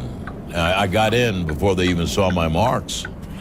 And then my mom passed away, and so I went back home, and I went into Columbia, but to general studies, as you say. Right. But that worked out, too, because the general studies, I'm looking in the pamphlet one day to register, and they had a class given at NBC, given by the WNBC program director. I had to get in that class. And I told the registrar that, and he said, well, it's really for people who are going in the business. I said, well, I'm going in the business. So he had me read a pamphlet on a building program, really dry reading. Right. And I read it, and he said, well, you know, you have a pretty good voice. I'll put you in the program. Now, don't think this is bragging. It's not. This is what I do for a living. This is what's inside of me. It's intrinsic. I could have done this when I was 12 or 14. You know, people laugh like, oh, yeah, sure, you're going to be on the air, sure. In this class, you know, I was Michael Jordan. I mean, at the end of the class, this guy, his name was Steve White, the program director. Oh, it was given at WNBC. It was given in these old studios. Oh, I loved it. It was a one night a week, 2.5-hour class. And I never had such happiness. You know, and something I did. I was doing this in my mind from the time I was 10 years old, imitating every disc jockey I ever heard, and all their acts and all their sounds. And he gave me an A+. Was that the first one you had? The very first. And he said, you're good enough to go out. Well, how do you go out? Well, you make up a tape.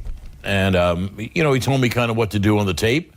And I made up a tape, and I got a job in a small station. And I left home, left college, and thank God. And here I am. All right, we'll find out about that first job when we return right here on Center Stage.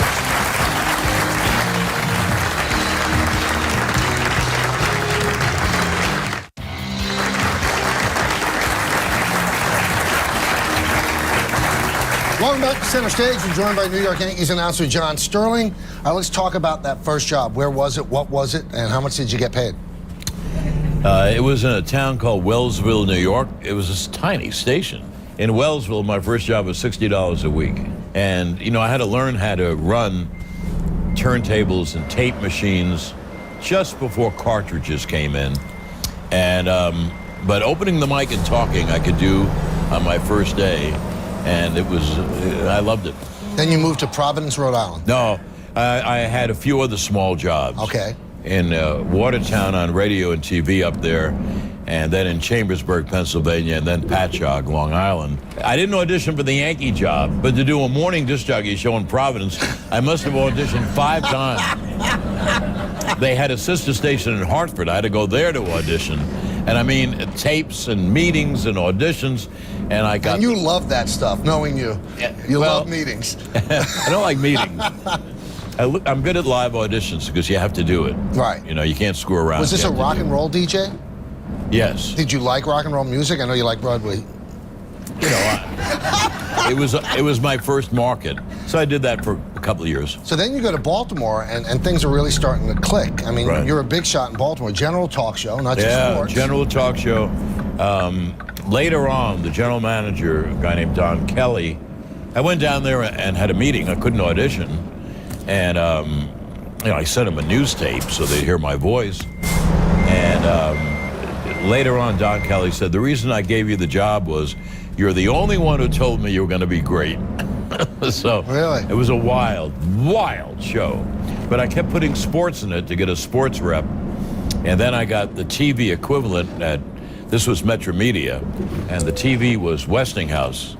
So I did, I swear, 9 to 12 midnight on radio and 9 to 10 in the morning on TV. Can you imagine?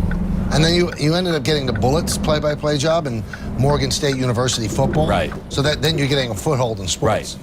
Right. The next move then is you return to New York. And before there was FAN and ESPN radio, there was John Sterling yelling at people on sports talk. WMCA then was the most laissez-faire station. I said, you know, I'd like to get hockey on. There's a hockey team in town, And the program director said, well, go make a deal. New York Raiders. Yeah. Right. So I went there and I made a deal. We split costs and whatever that was sold. And I had a chance to do hockey.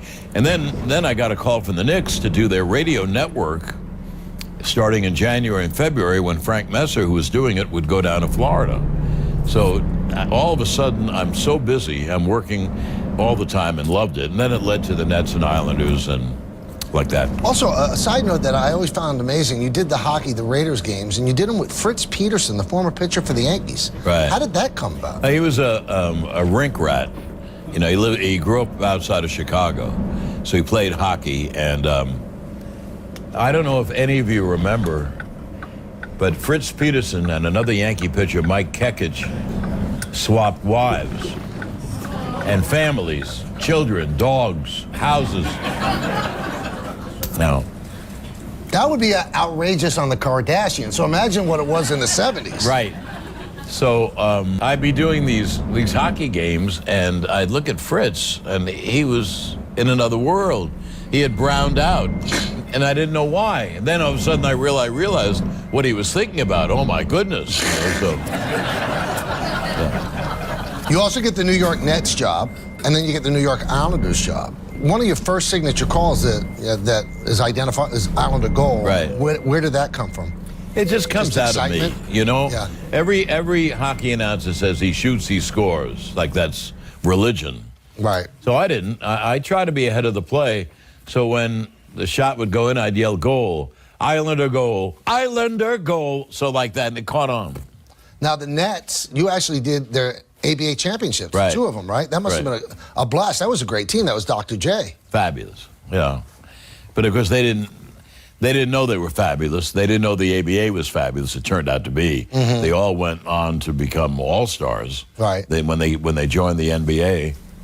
And I can recall one game, Sunday afternoon, Nassau Coliseum. There's no one there. And Dr. J made 3 or 4 phenomenal plays, back to back to back to back. You know, he'd block a shot, drive down court, feed someone, get a rebound, whatever. Yeah, Kevin Lockery actually called timeout just so he could get a cheer. Right. You know, so Now, it was Lockery different. was the coach there, and Right. he's become a lifelong friend of yours. Did you know him before that? Yeah, we became buddies in Baltimore. Okay. He was playing for the Bullets, and we became good friends then, and we got lucky. We got to New York together, and then we got to Atlanta together. There's a lot more of the trip to take. Believe me, there is. So stick around. More on Center Stage.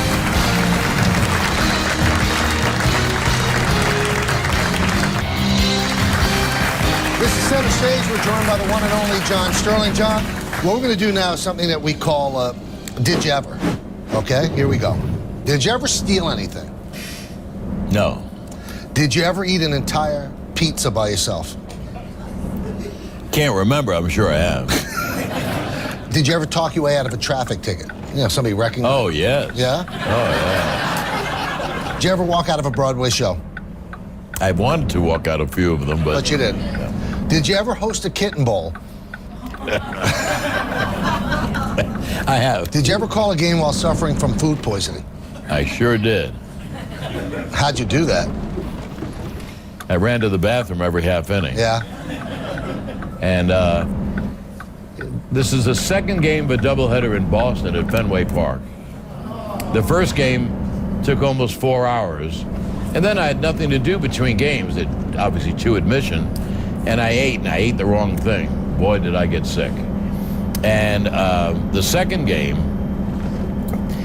talk about timing, the second game was the longest 9-inning game in the history of baseball. It went 4 hours and 45 minutes, and I kept running to the other room every half inning. It was a terrible night. Now, I know this to be a fact because Joe Torre told me this, so I'll ask you. Did you ever toss your car keys to a complete stranger at an airport and say, take care of it? Yeah. That was in Atlanta. I was late for a change, and I ran in. But now they all knew me at this desk, either Eastern or Delta, I forget which. And so I knew the person, and I had a big caddy, and I tossed the keys, and I said, my car is right outside. Put it somewhere. I have to make the plane. And they did. All right, in the early 1980s, you take the play-by-play job with Ted Turner's fledgling cable empire. You call the Braves and the Hawks. Did you know this was going to be a huge hit? Did you know that it was going to change the world, really? No, he just started CNN too that year, and then CNN headlines, and it's so different nowadays to today that I could walk in to Ted Turner's office and talk to him, and you can't imagine doing that now. And it was a very different time where they didn't have a lot of security. Of course, 9/11 changed all that. But what was Ted Turner like? He was very nice to me. You wouldn't think that he could be that brilliant. I mean, he was really brilliant. And also, he didn't care about money. He was willing to, walk a tightrope to start these enterprises. I did not know it would get that to be that big. Is really. All right, many baseball announcers have signature calls. Your home run call is "It is high, it is far, it is gone." Where did it come from? I was doing a Braves game and I was doing TV. Just another game. Mets playing the Braves, and Doc Gooden threw a breaking ball, and it hung. And so as I'm doing the play-by-play, Dale Murphy was the hitter. And so I said, breaking ball, because you could see it hang. And then Murphy hit it. And in Atlanta, it was a circular stadium, so it framed home runs. No matter where you hit it, they were two decks and a framed home run. So I knew the ball was out. And so something happened inside of me, and I said, it is high, it is far, and it is gone. So that was the first time. And then you used it a lot after that, or just all the time? Well, mostly when I got the Yankee job. Right.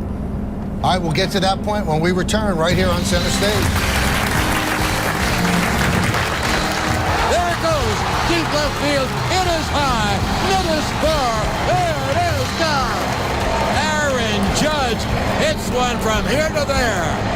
All rise. Here comes the Judge.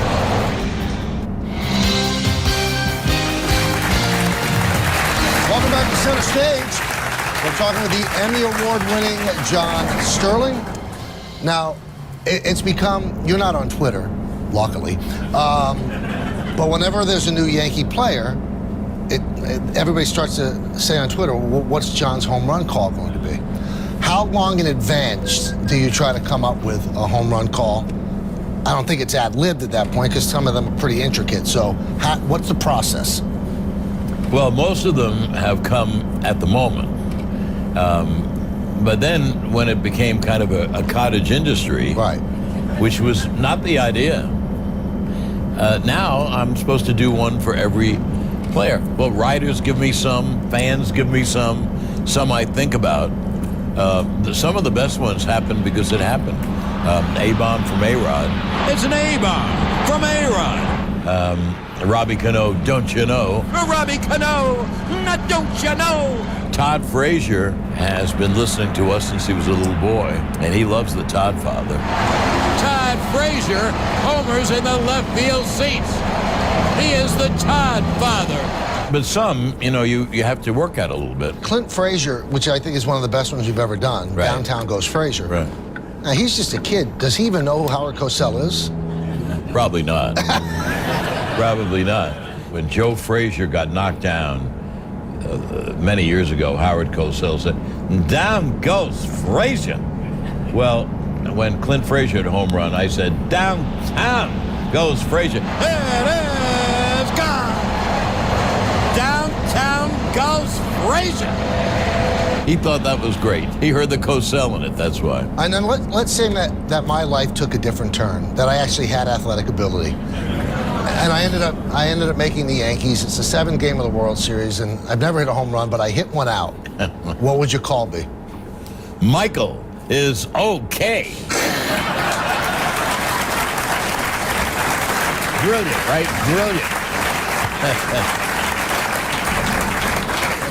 Now, in '89, you make the move to the Yankee booth. Do you think this is the pinnacle? Do you have other plans? Or you say, listen, if it all ends here, I'm happy? I took the Yankee job because I didn't want to become an old man and say, I should have done the Yankees. So I rolled the dice. I'm leaving Atlanta, which I loved and had a great life. And I come to the Yankees, and they were in a process, before Michael and I, they were in a process of getting rid of announcers every 2 years. And so I rolled the dice, and it's worked. And I sometimes can't believe that it's worked the way it has. I can't believe it. So, your first 2 years on the radio, John, you worked with Jay Johnstone, a Right. former player. Then you worked with Joe Angel for one. right. The next move then, you end up getting me, a guy who was a newspaper writer, never had done this except in college. Was there trepidation on your part? What was your feelings about it? I'm sure you had some say. Look at it. Look at us when we were young, John. Oh, my God. Nice haircut I have. Now, don't forget, Michael and I were friendly from the get-go. We'd talk all the time. He'd be in the press box. I'd be in a broadcast booth. And so I felt that I knew what he could offer. And so I recommended Michael after all the auditions. And look how it worked out. Isn't that amazing? Unbelievable. I think so. Now, you throw the word Homer around, and I think it's ridiculous. And I'll just very quickly tell you, listen to a tape of Game 7, the 9th inning of the 2001 World Series when the Diamondbacks beat the Yankees, and tell me if the man's a homer, because he called that as if he was right down the middle. I'll always remember that. I always tell people that. But John wants the Yankees to win. And I once said to John, why do you care so much? They don't care if we have good broadcast. He said, Michael, I care because when you bring people good news, and if they win championships, it's good for everybody. We had a nice 10 years. Oh, boy. 4 World Series championships, 5 World Series appearances. During that whole time, was there one player that stood out to you that you just said, wow, I can't believe I'm watching this? I don't think so. I think I became more friendly with David Cohn than anyone else. Off the field, because... Off the field. Right. And Deion James before that, because we have been in Atlanta together. You know, Michael, I grew up watching all these great teams, so it wasn't like I had never seen great players before. You know, everyone would think I would say Derek Jeter, but, you know, the Yanks had a lot of terrific players and terrific teams. And, you know, I got lucky. I got you as a broadcast partner. And then we got to be friendly with Buck Showalter, who was managing the Yankees, and we're still just as friendly today. And then Joe Torre, who I became friends with in Atlanta, got the Yankee job. So I was very fortunate, you know, surrounded. Yeah, unbelievable run. But the run continues, and we continue on center stage when we return right here on Yes. Well, the Yanks have a 7-5 lead, so of course, as the case for the last 20 years, you gotta go to Mo.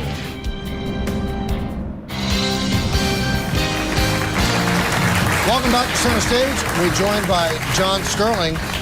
So you have been working with Susan Waldman now a long time. When did you know that that would work? Well, we had been friends, as you know. I was in Atlanta, and I helped get the general manager of WFAN, their first general manager, the job. I mean, I gave him a great recommendation.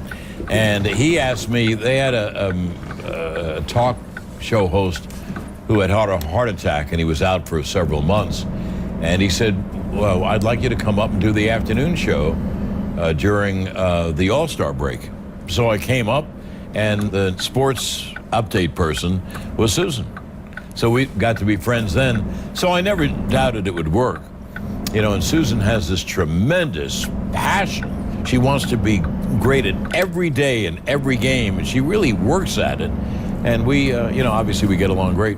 Now, you get to call another World Series with her in 2009. And for the Yankees, it was a little bit of a drought since 2000.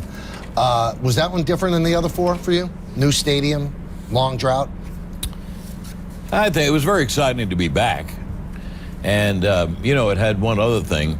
the other team was in Philadelphia, so it was very easy travel. Yeah. You know, one of my favorite players is Hideki Matsui. I've said 1,000 times, it's too bad he's not from the United States because he's the All-American boy. And it pleased me exceedingly that he had that phenomenal game, homers and doubles and 6 RBIs in the clinching game. Now, I'm not asking you to pick your favorite trip. Of the 5 championships, what was your favorite one? 96. Because it was the first. Oh, sure. The fans obviously love you. But sometimes you get criticized by critics. Just sometimes. Sometimes. Does that bother you? Well, I think you'd like everyone to love you, but it's not possible. You can't please everyone. And when I go on the air, I do what I do on the air. And if in other words, I'm not trying to please the critics. Right. You want the fans. Yeah, absolutely. Also, one more thing. They knock us for their own aggrandizement. I mean, they're writing a column. They have nothing to write, and they want big names. So that's that. If they really didn't like it, you know, they would turn it off. So. Anything about your style that if you could change something, you would change this? Yeah, I always try to be ahead of the play. And in basketball, I sometimes call shots good before they were good. You know, I thought they were good. Right. So I don't like being wrong, obviously. So if I could, I would take it back a notch and try not to be ahead of the play. Called over 4,500 games in baseball, probably seen everything in a baseball game. But one of your favorite phrases, well, you can't predict baseball, Susan. Oh, boy. So is there anything that even stands out to you that you go, wow, I can't believe that happened? Well, absolutely. You stuck me on that one. Right. Something happened in a game that I say... I don't know. I mean, you always say you can't predict baseball, Susan. Now everybody says it. I say it on the TV side. And I call Alan Paul Susan. Well, let me tell you this. The game we just did, when Seattle made 5 errors in the first inning, I'd never seen that before. Right. If you do baseball enough, you're going to see something almost every day that you've Absolutely. never seen. You can't predict baseball, Susan, but we can predict hit and run. That happens when we return right here on center stage.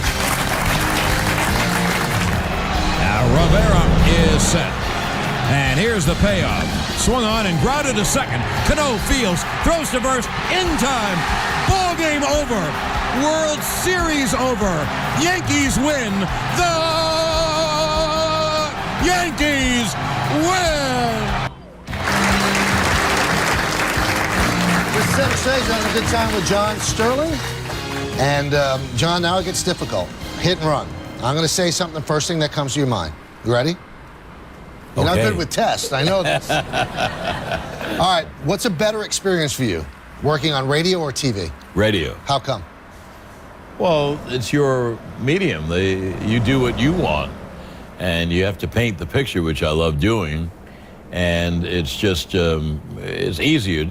You know, television, you have to follow the pictures. Favorite meal? Probably one of the many great steakhouses in the country, and have, you know, martinis and salad and steak and like that. Favorite restaurants around the country? Well, there's one in Baltimore that I adore, Prime Rib, and another one in Seattle called Metropolitan Grill. Those are 2 of them. Best venue for a sporting event? Whoa, wow. Wow. It's so easy to say Pittsburgh or Cleveland or Baltimore, so I don't know. I guess Yankee Stadium. Okay. You know, Yankee Stadium is so majestic. They did everything right. There are 5 tiers, but the ball flies out, which is a big thing with me. I like offense.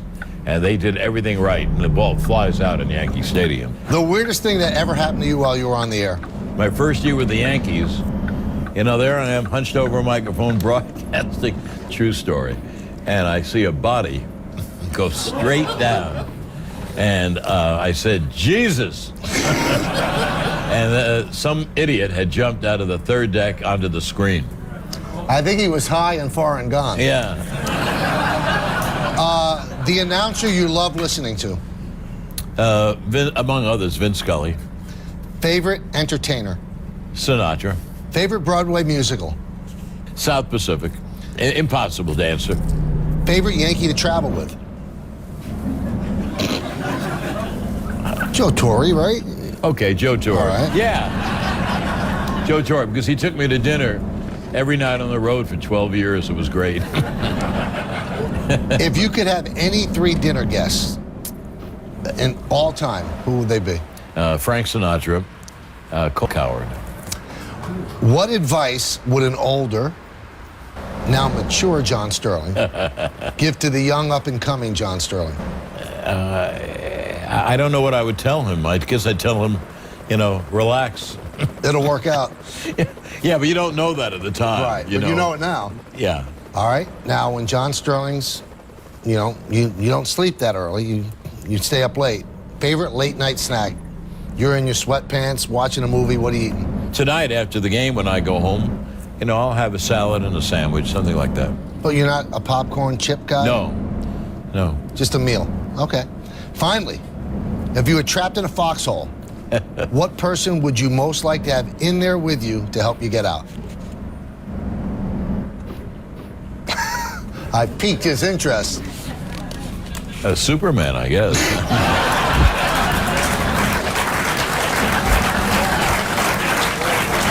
We're going to wrap things up with John when we return.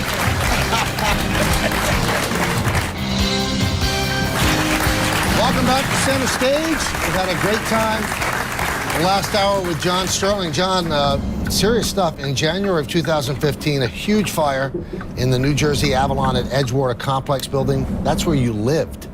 Everything that you owned went up in flames. What was that experience like? Well, I think when anything like that happens, you have to think about survival. And I was very lucky. First of all, in this terrible fire, not one person was injured, no firefighter and no tenant, because it happened in the afternoon. And let's face it, if it happened at 2 in the morning, I wouldn't be here. I could take care of myself. So I went to a hotel and I shopped. I had to buy everything. Mm-hmm. Every person that I knew, everyone in the business, broadcasters from all over the country, old girlfriends, everyone called my phone or texted me to find out how I was, to tell me I could live with them. The first text I got was from our buddy Mike Breen. All right. And Breen's text was, "Is there anything I could do for you?"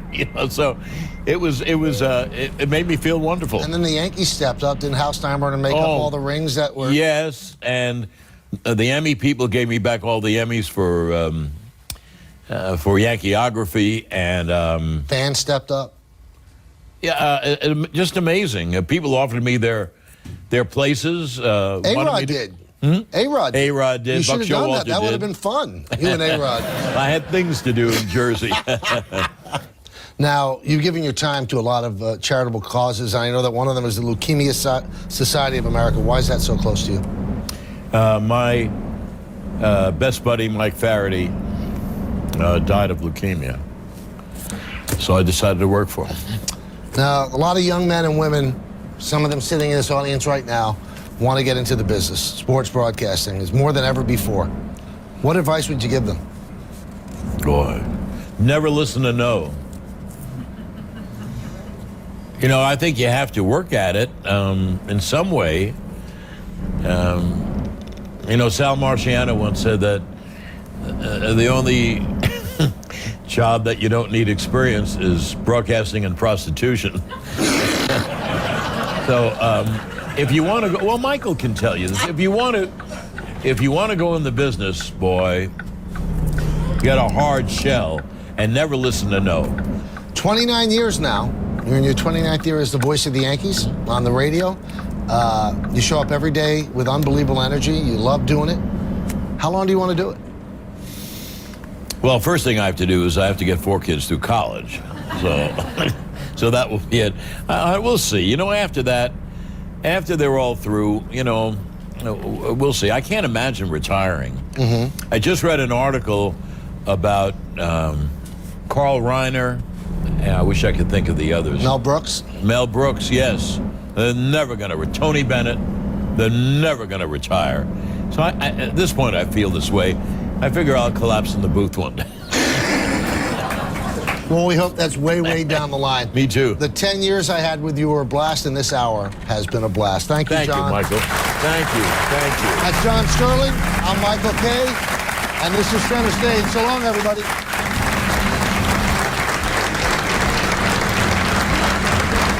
You listen to John, you're visualizing the game as he's speaking. You could see Derek Jeter make that jump throw. And the way he calls his home runs, it's just awesome. He brings a passion to the game. And he's the kind of person that makes you feel like you want to be his friend. You got the impression he always loved what he was doing, and he kind of drew you into his ideas and his thoughts about what was happening.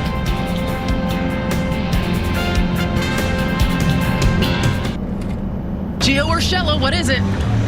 Gio Urshela, the most happy fella. I like it. Oh, the most happy fella in the old Napa Valley. Well, it's a show, Broadway show. Swung on and driven to deep right. It is high. It is far. It is gone.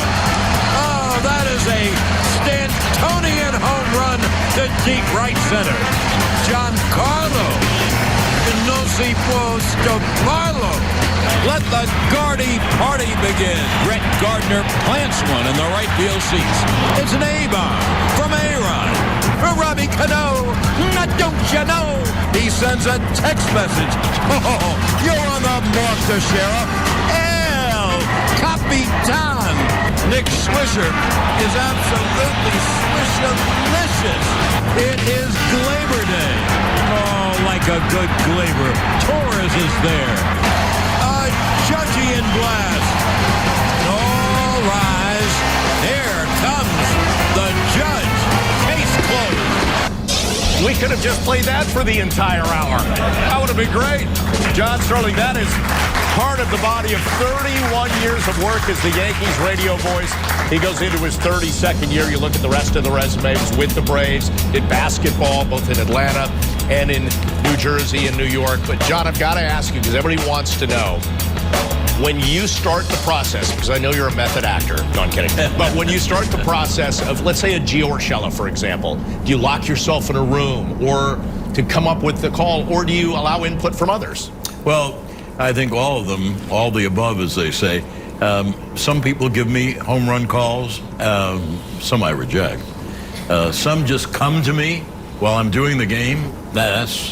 I'm very lucky about that. Now others, when they got Giancarlo, I had to think. I went to Berlitz, and I asked this wonderful gal, Linda Merlot, give me a phrase in Italian, something like "Ronzoni sono buoni" from my youth. Mm-hmm. And in a couple of days, she came up with Giancarlo, non si può stopparlo. You can't be stopped. You know, a lot of people didn't like it. So Pete Caldera gave me "Non dimenticar, that ball sure traveled far." That's a good one. Giancarlo. Silly, isn't it? But it's fun and it's work. It may be nonsensical, but it's work. Probably my two favorites came to me while they're rounding the bases. Well, three, as a matter of fact. Robbie Cano, don't you know? An A-bomb from A-Rod. And in Detroit, Austin Romine had a home run, and I had nothing to say. There's so many guys on the team named Austin. So, right. So as he rounded the bases, I said, "Romy, my homie." and we were leaving that day, and you know how they say, if you go to a restaurant and you're near the bathroom or the kitchen, you have a bad table. Well, on the plane, I sit next to both. Near Merritt. And so Romine came by, and he came over to me. Now, He's playing in the game. How did he hear it? Well, people tell him. Right. And he said to me, I love the home run call. So I thought, oh, great. That's great. And so you never know with John whether he'll break out Meredith in another language or maybe a show tune he'll just throw in there. You never do know. And that is what everybody wants to know. What was the home run call? Please go get it from me. So I have some of my reports are actually about you, John, because they want to know what the home run call is on the radio. But I'd be curious. You mentioned the Giancarlo one. I know there was a lot of controversy surrounding that one. Do you take it personally if people don't like the home run call, or do you consider changing it if it doesn't go over the way you thought it might? Well, I think of things changing it, but I don't get hurt by it at all. No. You know, I have very strong likes and dislikes myself, and so the likes I embrace. I love music and sports since I've been 7 years old, and the rest of the world, I can't. It's my defense mechanism. I ignore it totally. So, well, don't block out our studio audience. So they love you. Yeah. And I love them. One guy came to me and didn't like it. I'll give you that quick story. Nick Swisher, when he came to the Yankees and he hit a home run, I said, "He's jolly old Saint Nick." And he came to me and said, "It makes me sound like I'm an old fat man." So that's why I switched to Swishalicious. It's tough to say. John, I wanted to ask you about, and I'm glad you brought up music, your love for music. Bernie Williams, one of the old-time center fielders. When I heard you make some calls for Bernie, it seemed like he was one of your favorite players because you got so excited. Well, now you know this. He's the loveliest gentleman you'll ever meet. And that's how it began with the Yankees. I had done things on riffs on names. Dominique is Magnifique when I did the Hawks. But Bernie was the first one with the Yankees. Burn, baby, burn. And Bernie goes boom, and he loved it. He really loved it. So we take a step away from all the home run calls. You spend a lot of time around the players, the coaches, and the managers.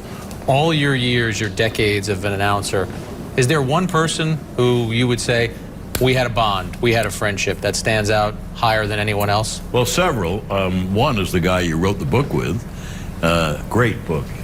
You have to read Jack Curry's book with David Cohn. Obviously, Joe Torre. That was a great thing for me when the Yankees made him manager. We were friends from Atlanta because he managed the Braves.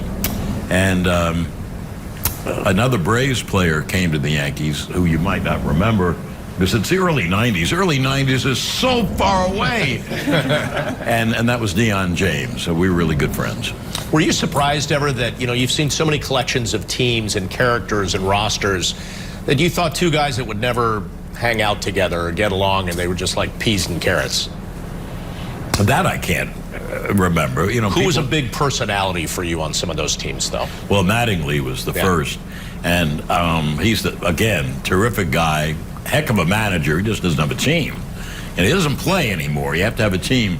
And in my first year, 1989, I go down to the clubhouse after the games, and I would join a lot of players standing on a line to get Mattingly's autograph. And he was a very lovely human being, and he was able to take it very well. Local sports announcers are not the cups of tea for a lot of folks nationally or for the rivals of the local team. For instance, Chris, I grew up despising Johnny Most, the voice of the Boston Celtics. Yeah, he had a great voice, I know, Rich. right? Now that's still my bird. Underneath the DJ, I Yeah. just couldn't. I couldn't I handle get it. him. I But get I it. imagine you had you been, alive for much of it. Yeah. You would have been great. Exactly. I love the guy. Exactly, because they root for the home team. Yeah. Like Tommy Heinsohn. When they can Tommy get Heinsohn they was can, a right. They can crazy get homer. on the home team too, though. Yeah. But they also have a certain style that makes you feel good inside because you grew up listening to them. The big moments of your team, they delivered for you, and you have a connection to them. And that's the way I felt for many times, many a moon, about John Sterling, the voice of the New York Yankees, who surprised a whole bunch of folks by announcing out of the blue he's done. After 36 years in the booth, he's finished. He's called his last game. He's retiring immediately, and on Saturday he's going to be honored at the stadium. Now, my first thought is, oh God, I hope he's okay and healthy, and I started reaching out to people. And they're like, he's fine. He just doesn't really want to do it anymore. And I called him today. I got his number through Michael Kay, because Susie and I want to send our best to him. Because when the Yankees were winning all those World Series and Susie was covering them and I was covering them for separate entities in the late 90s and the early aughts, he couldn't have been nicer to Susie and he couldn't have been nicer to me. And we love him. We got to know him a little bit personally. And we wanted to say, hey, congrats. And so we got his number. I spoke to him today, invited him on. He's going to come on tomorrow. He sounds great. Oh, nice. He sounds great. And he's been calling games since 1960 professionally. He spent 9 years in Atlanta calling Braves and Hawks games. But folks of the Nets and the Islanders know him from his WMCA days in New York City. And then, of course, calling Yankees games since 1989. Put up this tweet that hit my timeline yesterday. Ryan Spader put this on Twitter yesterday, and I assume he's correct.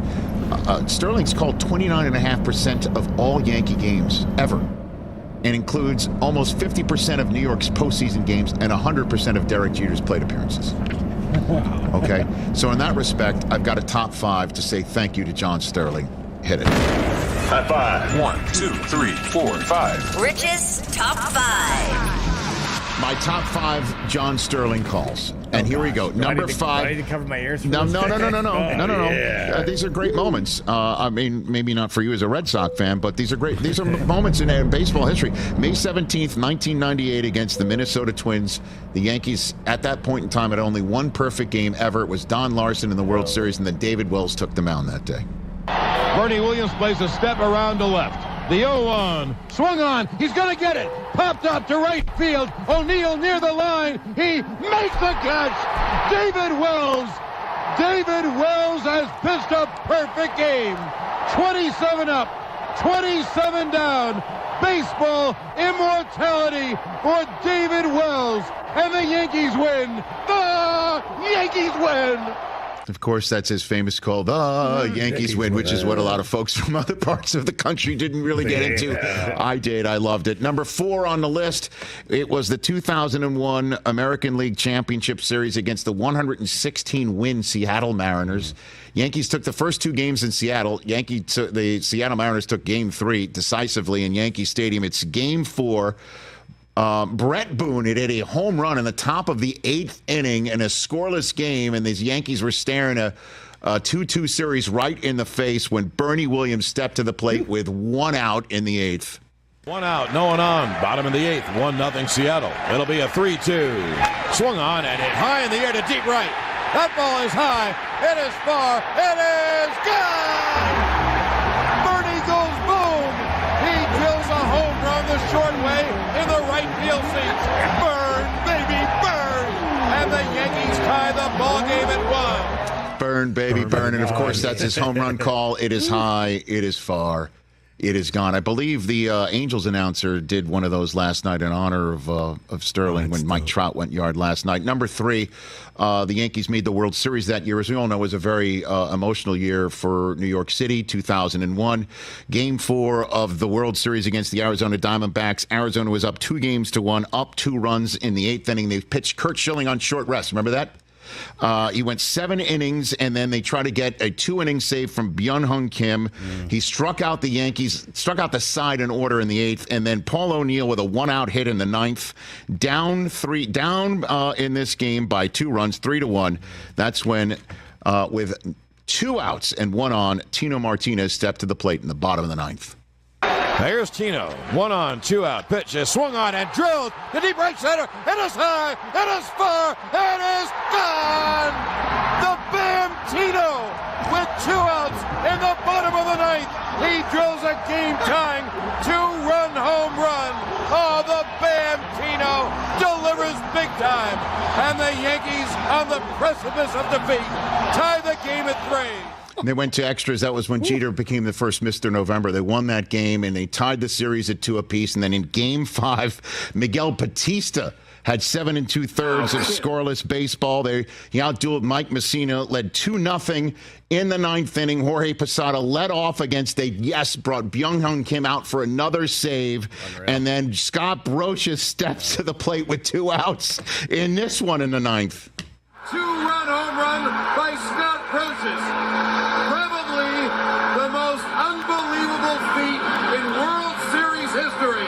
Scott Brosius ties the game with a 2-run home run.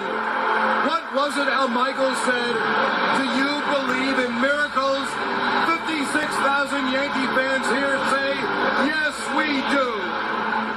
I mean, what a big night. And then number one is history. On October 4th, 2022, with 61 home runs, trying to set the American League record for home runs in a season, Aaron Judge stepped to the plate in Toronto, and John was at the mic. Here's the 1-1. Swung on. There it goes. Deep left. It is high. It is far. It is gone. Number 62 to set the new American League record. Aaron Judge hits his 62nd. All the Yankees out of the dugout to greet him. Just think of it. 3 Yankee right fielders. The Babe hitting 60 and 27. The Jolly Roger hitting 61 and 61. And now Aaron Judge hits his 62nd home run, the most home runs any American leaguer has hit in a single season. And the American League has been alive for 120 years. This is Judgment Day. Case closed. I love it. Case closed indeed. Thank you, John Sterling. I love you, man. And I've got one more. You think we need one more? There we go. All right, we'll get one And more. I know this is the thing that you found most hokey, Chris, and his turns of the phrases on home runs. Glaber Day, the Jambino for Jason Giambi, the A-bomb for A-Rods. It's Stantonian Blast. By the way, his last home run call was Stanton's grand slam last week. Text message for Teixeira. Robbie Cano, don't you know? This is my favorite one. July 24th, 2018. Masahiro Tanaka throws a shutout against the Rays. Pitch to Duffy is grounded to short. Didi fields and throws to first in time. Ball game over. Yankees win. The Yankees win. And Masahiro Tanaka pitches a complete game shutout and a beauty, giving up only 3 hits, 1 walk, and striking out 9. The sun will come out. Tanaka. Oh, gosh. Bet your bottom dollar with Tanaka. The sun will shine. Wow. How do you not like that, man? How do you not appreciate that? Come on. It's so good. Come on. You gotta like, you gotta appreciate The that. sun will come out. The sun will come out. Tanaka. Come on. I mean, Del Tufo, that should be your ringtone. Oh, my gosh. Thank you, I John have the, Sterling, for all the memorable Richard. calls and the smiles and the laughs and the memories. And enjoy your retirement, sir. Catch the Rich Eisen Show every single day on the Roku channel, 12 to 3 Eastern, for free. I have a statement to read. Ah, man. Breaks my heart. I will miss him. We all will miss him. But here's a statement from the New York Yankees. Legendary Yankee voice John Sterling to retire. His unprecedented tenure to be recognized on Saturday, April 20th at Yankee Stadium. So here's the official word. The New York Yankees today announced that legendary Yankees play-by-play radio voice John Sterling, who is called, get this, 5,420 regular season games. Wow. And 211 postseason games, is retiring effective immediately. He will be recognized in a pregame ceremony on Saturday, April 20th, and will visit the WFAN booth during the game. Additionally, he'll be made available to the media in the Yankee Stadium press conference room prior to the 1:05 p.m. matchup versus Tampa Bay. Statement from the Yankees. Fans find a certain comfort in the daily rhythms of baseball. Day in and day out, season after season, the city after city, John Sterling used his seat in the broadcast booth to bring Yankee fans the heartbeat of the game, employing an orotund voice. Is that what it means? Orotund? Orotund voice and colorful personality that were distinctively, unmistakably his own. John informed and entertained, and he exemplified what it meant to be a New Yorker with an unapologetic and boisterous style that exuded his passion for baseball, broadcasting, and the New York Yankees. That is so beautifully well written because it's so freaking true, man. Right. He also went on to say, and we're going to have him here in a second, this is his statement, and you'll hear the voice of John Sterling in just a second. I am a very blessed human being I've been able to do what I wanted, broadcast for 64 years. Wow, that's a blessing. As a little boy growing up in New York as a Yankee fan, I was able to broadcast the Yankees for 36 years. It's all to my benefit, and I leave very, very happy. I look forward to seeing everyone again on Saturday. Well, here he is. Forever, from my generation, for many generations, there will only be one, the voice of the New York Yankees, the great John Sterling. John, congratulations. How are you? Well, fellas, thank you. You brought me to tears. You're bringing a lot of people to tears, man. We love you. You're a legend, man. Well, anyway, thank you. I guess if I was smarter, and I'm not, if I was smarter, I would have done this, March 1st or March 31st. During the winter, the Yankees, as you know, didn't make the playoffs. And so we were free on, October 3rd. And October, November, December, January, February, March. I lived my life as happy as I've lived it, including listening to you guys all the time and watching all the games. I'm the greatest sports fan in history. And I got TVs all over the joint. And I should have stopped then. Anyway, I just don't want to do any more work. I've worked for 64 years, and in July I'll be 86. So, let's face it, my time has come. Was it a hard decision for you when you ultimately made it? I know you haven't called the last couple of games, and Justin Shackle and Emmanuel Barbari have been filling in with Susan. Was it hard for you to make this decision, John? No, not really. In fact, it wasn't hard at all. It's something I've wanted for a long time. I want to run my life. I live in Edgewater, in a terrific place that I love dearly. It's a big place. And I know the life I want to lead. I just lived it from October till the end of March. And anyway, no, it was not a hard decision, and I can't wait for it to finally happen. As I've told my family, I've got 4 kids who are grown, and my friends, I've said, well, now we can have dinner anytime. So that's how I feel. And one more thing, I don't have to tell you what a terrific guy Chris Olivero is. After all these years, he's all right. Yeah, I have a boss that's so intelligent and well-meaning, and I guess I could just do the home games. But you know what's true, fellas? I don't want to get up in the afternoon and have to go somewhere. In fact, I'd much rather listen to you guys and then listen to the game and watch. I can watch 800 games here. So, in fact, that's my plan. I'm going to watch and listen to 162 Yankee games, Mets games, all the games on Turner and ESPN, all the games on MLB. So in listening to you over the years, I learned that Susan taught you how to do that. That she would teach you how to get the MLB package and see all these games, and now you could put it to good use and watch everything all day long, John. Well, I don't want to destroy the story. Susan can't teach me anything because I don't have the equipment. I have regular TVs, but believe me, I'm very good at DVR.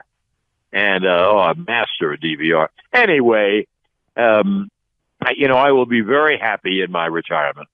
Well, I'm glad, you said earlier you could have done this on March 1st. I'm glad you didn't selfishly, and I'll tell you why Yankee fans are glad, because who knows where this season's going. They could win it all. The Yankees look pretty good.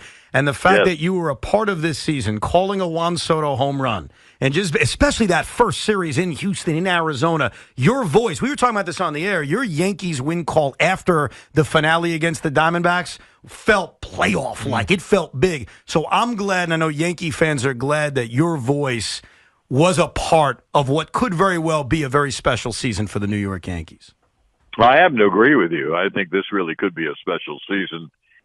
The change in Anthony Volpe is just unbelievable.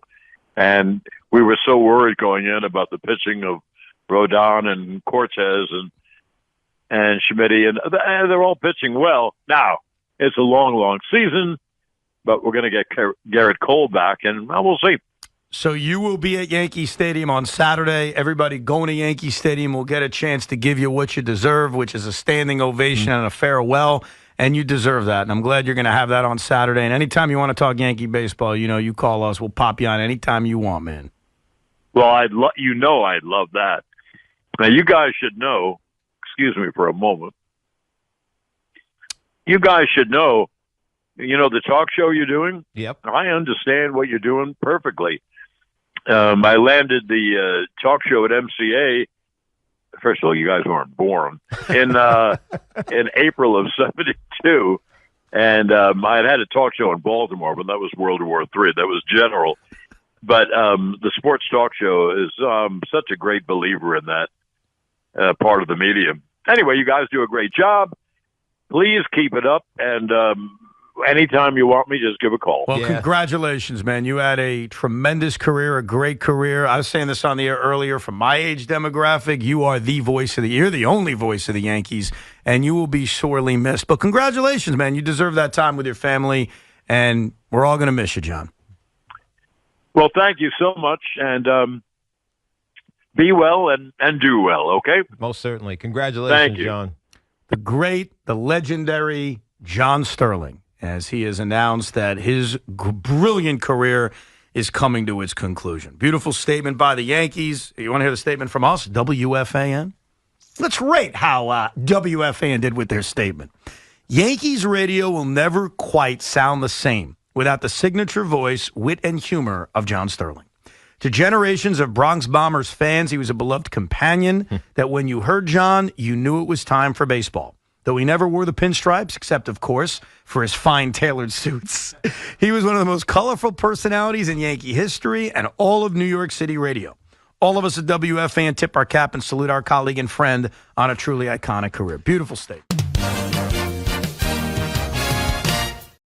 News just broke a short while ago that John Sterling, play-by-play radio voice of the New York Yankee, has announced his retirement. And Susan, you've been his partner for a lot of years. Were you surprised to learn that this is going to be it for John? Well, no, actually, I wasn't. I did know, and it's been 20 years. But you got to remember, John and I have been friends since 1987 when I was doing updates on WFAN, and he came in as a guest host. And that's the first time I met John. He was doing a talk show, standing up with his hand in his ear, and I said, this is a very interesting character, but boy, was he good. A character nonetheless. That first meeting, what stood out to you the most? He stood up for 4 hours doing a talk show, and he was interesting, and he knew what I was talking about when I made musical references, and we had conversations about theater and books and all these things, and it was great. And obviously the past 20 years, nothing will ever be the same. That's all. What's it been like working with John for the last 20 years?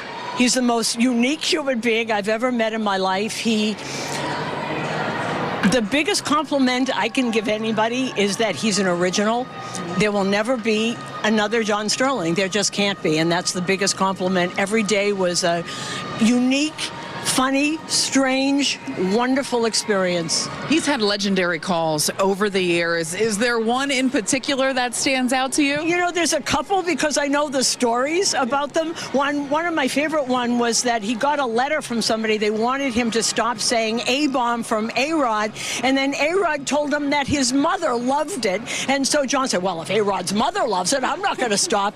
And the other one, I love Georgie Juiced one, obviously, Robbie Cano, Don't You Know? But the first one, I'll never forget Burn Baby Burn, because it just came out so instinctively, and it was just great. I always think of him at the end of games when the Yankees win, going through is the Yankees win. Do you know I've never seen that? Because I'm always downstairs. I have never seen him stand up. I saw it on film. I have never been there live when John goes into his Yankees win. I've never seen it. What do you think it's going to be like at the stadium on Saturday when they honor John? I hope everybody appreciates who he is and what he gave to this team. I hope it's as emotional for him as it is for me and for everybody else. Just think there's 3 generations who have grown up listening to John Sterling, and just the emails and texts I've gotten from people all over the country, people I don't really even know. I know he's going to love it. He's very emotional, and I hope he just has a wonderful day. And, you know,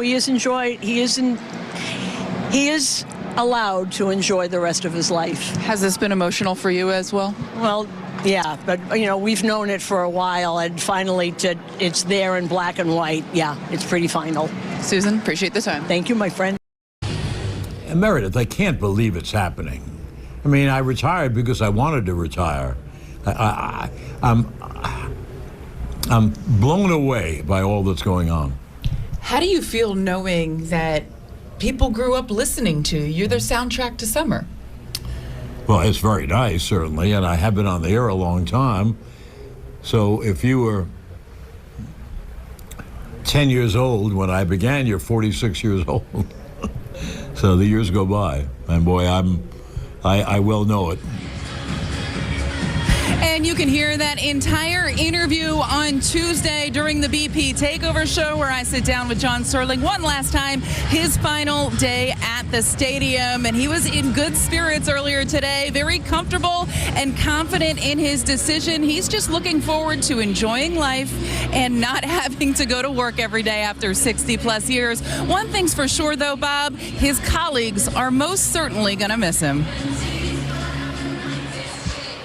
I remember doing my first post-game show, and he was walking out of the booth, and he said, "Emmanuel, my boy." And just that authenticity about him is a guy I grew up listening to, and I was completely not sure what to do in the moment, how to interact with him, but he puts you at ease because he's just himself. And that was my first impression of him walking out of that booth. What was it like sharing the booth with him? It was incredible. It was surreal, like a dream come true to just be in that spot where you're around John Sterling, let alone working in the booth, just to be around him and to watch the way he operated and the way he sort of treated the broadcast booth as his stage, like it was a theater event. As much as it was a broadcast, he was a performer, and I soaked it all in. It was just so cool for the brief time I could to see everything he put into it and how he was so uniquely himself. Like, I don't think there'll be ever anyone who's as uniquely himself as John. Now, anything in store as far as a Sterling tribute? If they win, are you going to do the Yankees win? I don't know. It's just it's not my style. One thing that John has always told me, and especially after I was hired by WFAN, he made it a point to say, find your way. Do it your way. My way worked for me. Your way is going to work for you. But always be true to yourself and just do it your way. Do you have a favorite call from over the years? I mean, they're all great, obviously, but I'm partial because I helped him craft one. Remember when G-Man Choi was with the Yankees, and I went in there, I whispered in his ear, I said, and I heard it on the radio. Choi finally hit a home run. He goes, "Oh, the G-Man is a He-Man." I said, that was my call. So that's my little part of John Sterling history here. Now, you're known to do Sterling impressions. Which one seems to get the most belly laughs on the Sterling impression? I mean, all of them, I think, but a lot of it is just, we'd go out to dinner with John, and, the little things he would say when he's out there, and you can repeat some of them on the air and some of them not. And but yeah, anytime you just drop a Susan, you drop well, I thank you, Susan, or you could just put it in conversation, and if there's a lull in the conversation, you go, well, anyway, the 2-1, and it just gets a laugh from everybody. So we love them. I go back to the originals, like the Burn Baby Burn and those, but you know what?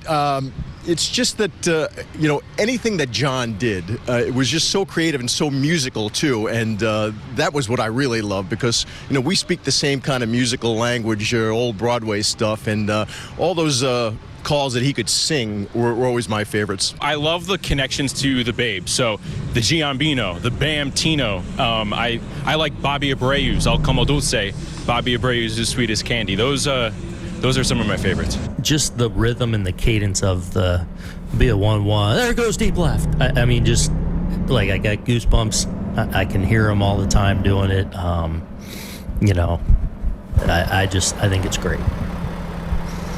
Who else? I do love the foul ball last year too. It really hit me. I mean, it's a lot of little boy in there, too. So it's great. What do you think it's going to be like at the stadium on Saturday when they honor John? I hope everybody appreciates who he is and what he gave to this team.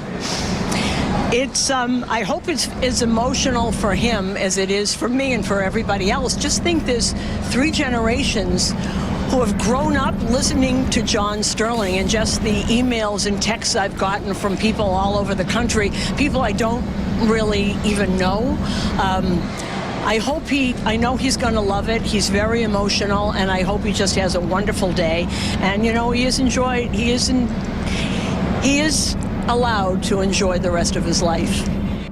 John Sterling was named the radio voice of the New York Yankees in 1989. And after 5,631 games, he has decided to call it a career. He'll be forever known for his one-of-a-kind home run calls and the Yankees win at the end of games. And while he's stepping away to enjoy retirement, that voice will never be forgotten.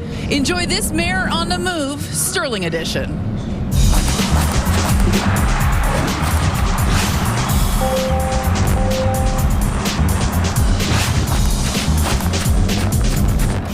And now, ladies and gentlemen, please welcome to the field the voice of the New York Yankees for the past 35 years, John Sterling.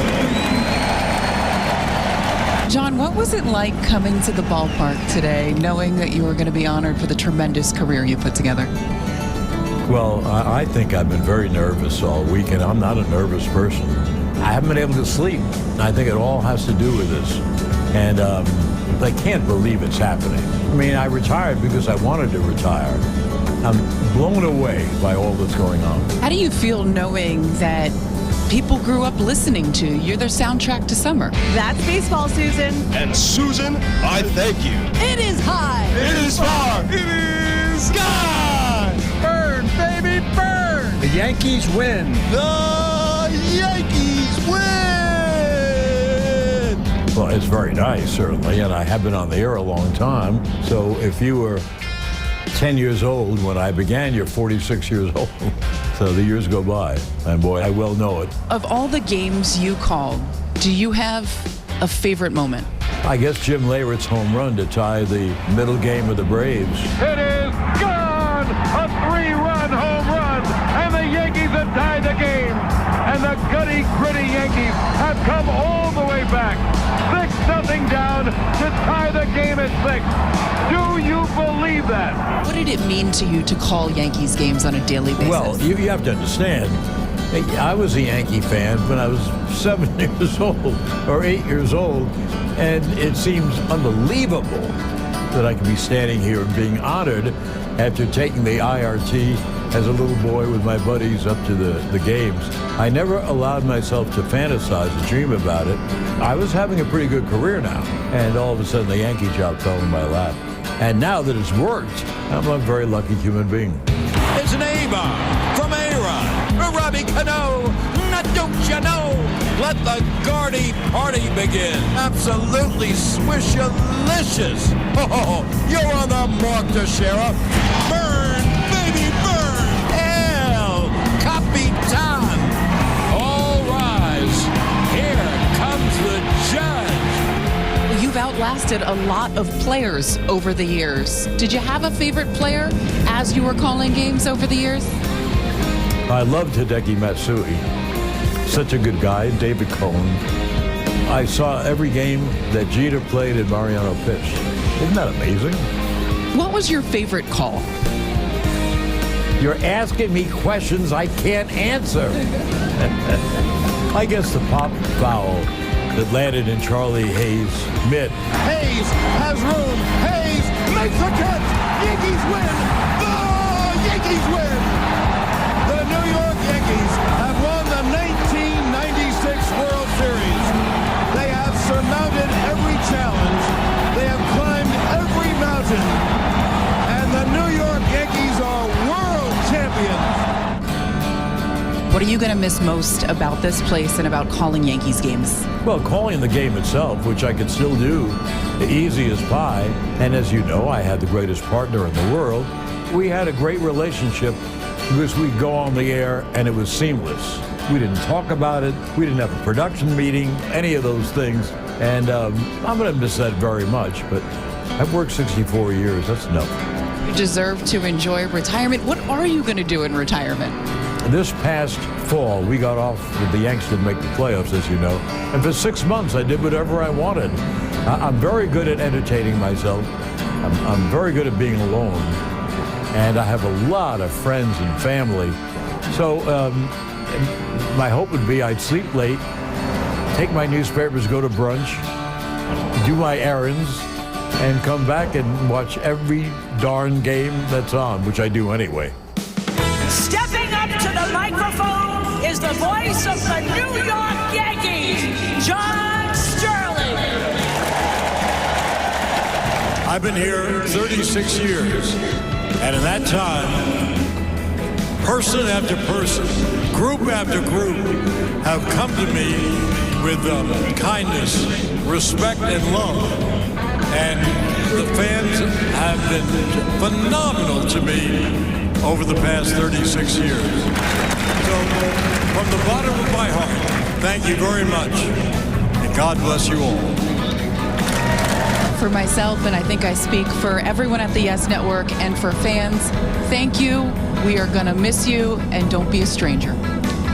Thank you, I won't.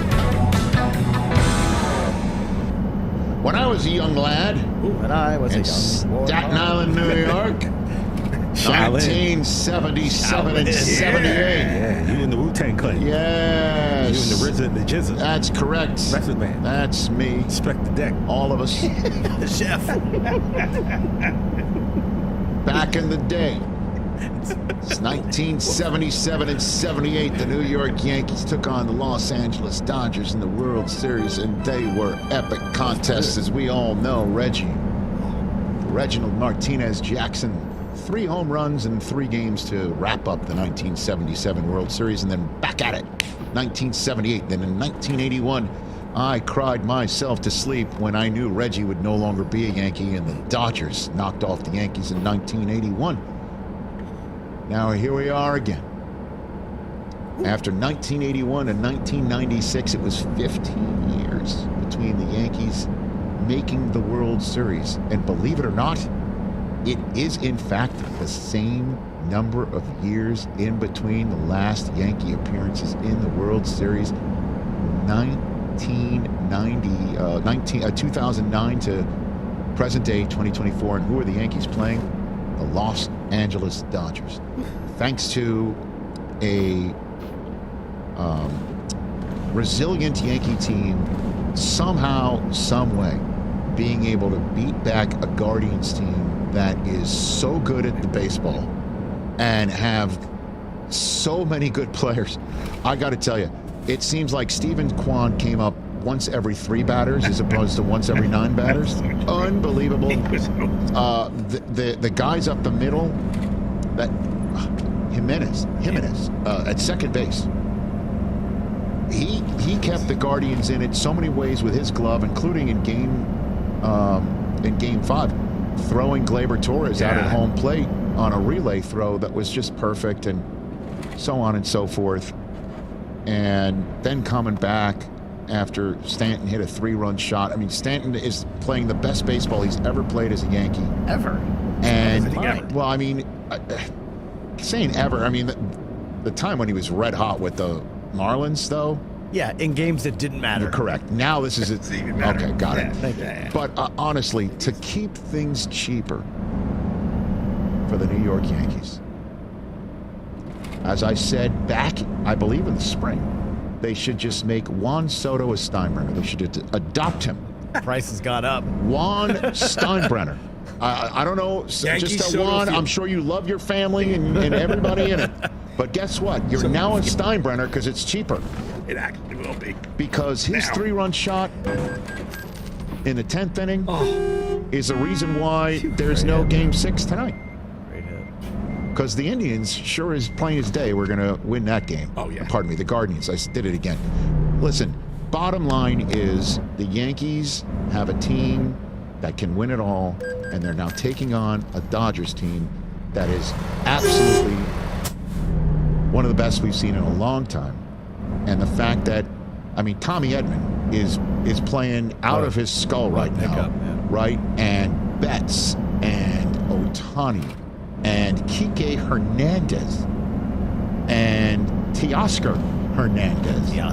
And the rest of them. Will Smith. On and on and on and on. And this is the ultimate matchup for Major League Baseball. Fox and Shanks and all of them there, and their hope chest is finally landed with a Dodgers-Yankees World Series Friday night, Dodgers Stadium. Shohei Ohtani's presence there, of course, now sends the interest level of this World Series not only through the roof, but across the Pacific Ocean to the left. International interest. What a win for Major League Baseball, with all due respect to the 28 other franchises. And your New York Mets had a very nice season, and so did the Guardians and everybody else who made it.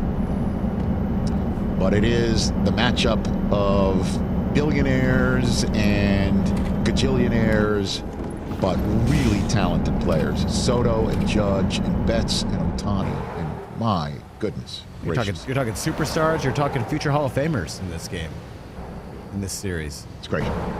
So much fun. And they're all playing really well. There's not really any, like, who's kind of slumping of the big name stars? No, that's the thing. It's just like, Freddie Freeman's dinged up. Freddie Freeman hurt. I don't know how much we're going to see him. I don't know. Unfortunately. But, Judge was really struggling, and then he had the home run against, Cleveland and got it going, and he's woken up. Obviously, Stanton is just playing out of his mind. Soto. I mean, Good Lord. Soto, man. One of the best baseball players. Oh, my God. One of the best baseball players I've ever seen.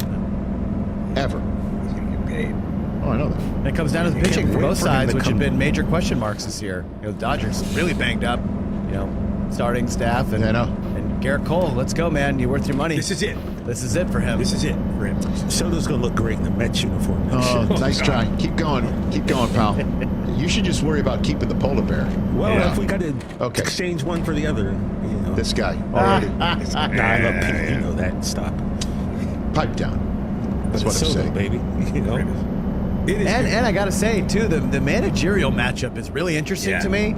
Guys that have taken a lot of heat in both their hometowns in the last few years for their lack of playoff success and early exits. And, are they really managing the team? Is it the binders and the front office calling the shots? But also really interesting. Also with seminal moments in big-time playoff games in their playing careers. Yeah, against each other. Right. Like, it's kind of wild. The Aaron Boone home run, the Dave Roberts stolen base. Yeah, it's fun. A lot of storylines. These are the matchups you live for. Mookie Betts against the Yankees, Ohtani against the Yankees, Soto against the Dodgers, Aaron Judge. Fox All I'm just execs. saying is this: keep Aaron Judge in center field, nowhere near that bullpen door that broke open. Yeah. Well, he ran through it, and 275-pound guy. Maybe we should seal it. Just seal it. Seal the door a little bit. Make the bullpen just climb the fence. Fox execs still drunk off the champagne, right, from getting this World Series matchup. No doubt. No doubt. Because, as much as I love my hometown, the rest of the country doesn't care about New York versus New York, Subway Series and all that. This one, though, it's a different ball of wax. Well, and like you said, this is a Japanese audience. My goodness They had, gracious. 10% of Japan's population got up at 9 a.m. to watch Here we go. one of the games. Friday It's going to be crazy. Friday night. All right. Just going to have to lose my left arm to take the family. That's all. Catch the Rich Eisen Show every single day on the Roku channel, 12 to 3 Eastern, for free. He's Jeff Passan of the Mothership covering the World Series for ESPN. I wondered about this to start the show. Are the Yankees an underdog? Do you consider them an underdog against the Dodgers? I don't consider anyone an underdog this series. I know it's a binary thing where, you're supposed to have a favorite and an underdog, but I look at this series and it is so ridiculously evenly matched in my mind. I know that people who set the lines think they're an underdog right now, and even in game one when they're going to have Garrett Cole out there. But to me, this is about as coin flip a series, Dan, as you're going to get. And to have that between the two blue bloods who are playing in it, it's just a really rare treat, I think, that baseball fans are going to be given this time of year. And as much as I get that there's anger over coast versus coast, over $300 million team versus $300 million team, I look at this and I'm like, damn, this is going to be some good baseball. I'm really, as a fan of the game, looking forward to watching that part of it. If I would have said to the commissioner back in March, hey, your star player, biggest name in the sport, is going to be embroiled in a potential illegal gambling operation. He's also coming back from surgery. But, Commissioner, the Dodgers are going to be in the World Series with the Yankees. What do you think the commissioner would have said at that moment when he realizes that Ohtani's season might be in jeopardy physically and with the gambling part of this? I've never seen Rob Manfred dance. I'm not sure how good of a dancer he is, frankly. But if you ever say Yankees, Dodgers to anyone in the commissioner's office, they're going to start doing a little jig, a little shimmy, a little something like that, because this is their dream. But it appeals to a younger audience as well. I mean, this is nostalgia for us. I'm curious about the younger fan. You have Ohtani and you have Judge. Is that enough that, kind of captures the imagination of any baseball fan? Dan, I'm curious about the younger fan too, actually. And to me, what this series serves as is a litmus test for just how big Major League Baseball's national audience actually can get in 2024, right? Like, I don't know that in terms of television ratings, in terms of interest from large media markets, in terms of the things that tend to lead to eyeballs on a series like this, you can't do better. And so I feel like we're going to see the ceiling for Major League Baseball here nationally, and it's going to be really good to have that baseline to understand, okay, just how much has the national interest in the sport waned in recent years, and how much room is there to grow beyond that as you try to bring it back from being more of a local, more of a parochial game than it's ever been before, and take it back to that national leviathan that it was once upon a time. Could you imagine that Juan Soto would make as much, if not more, than Shohei Ohtani? Well, caveat here. If we are adjusting for present day value, because 68 of $70 million every year for the next 10 years of Shohei Ohtani's salary is going to be deferred, taking the actual value down somewhere between 350 to 475 million, depending on how you do the math. If we're talking about just dollars today, then yes, Juan Soto is going to crush Shohei Ohtani. That I firmly believe. But contract, total worth of a contract. Is he going to make $700 million? I don't think Soto's going to get 700. No, but he does. Dan, he does have one real advantage on his side in that situation. He's still only 25. He's not turning 26 until Friday, the day of Game 1. And the fact that if you are an organization and you want to get Juan Soto, you can stretch this contract very reasonably for 15 years, and you're still going up to only his 40th birthday at that point. We've seen other contracts go beyond a player's 40th birthday. So is it a possibility that some team goes to him and says, we want to give you 15 years, and he says, okay, I want $46 million a year, and that thing gets up into the 700 range? Yeah, like that's realistic. That's not out of the realm of possibility by any means, but I just don't think it's going to happen. I think what we are going to see is like a single season, adjusted for all of those things, present day value. I think we'll see a single season high, and I think it's going to be easily at this point in excess of $500 million. If it hit a 6, it wouldn't surprise me at all, but 7 just feels like it's getting up a little too high. He's Jeff Passan. He'll be covering the World Series for the mothership. Aside from the marquee players, give me the one key player for the Dodgers and the one key player for the Yankees. I'll start with the Yankees. I think Luke Weaver is the guy there. We saw what can happen toward the end of the season, right? when the Yankees have a real closer in place. And I say like real closer, I mean Luke Weaver coming into the season was supposed to be a depth arm for this team, and what he's turned into with his fastball and his changeup and his cutter, he is nasty out there. And aside from the slip up with John Kenzie Noel in the ALCS and giving up that absolute nuke of a home run, Luke Weaver has been totally awesome. And I think for the Dodgers, it's going to be Yoshinobu Yamamoto. The Dodgers are such a complete team offensively. We saw that, right? Whether it's Tommy Edman, the NLCS MVP, Max Muncy, who was getting on base seemingly every game. And oh, by the way, Shohei Ohtani and Mookie Betts. And you can go up and down that lineup, and they are spectacular. The starting rotation is the opposite of that.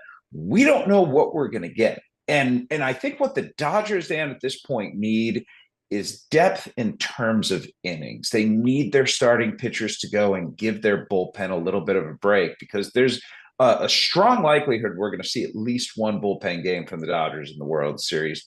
Possibility that we could wind up with two. And because of that, the bullpen has to be as rested as possible. And you saw it with Jack Flaherty in his last start, just did not get the depth that he was hoping to.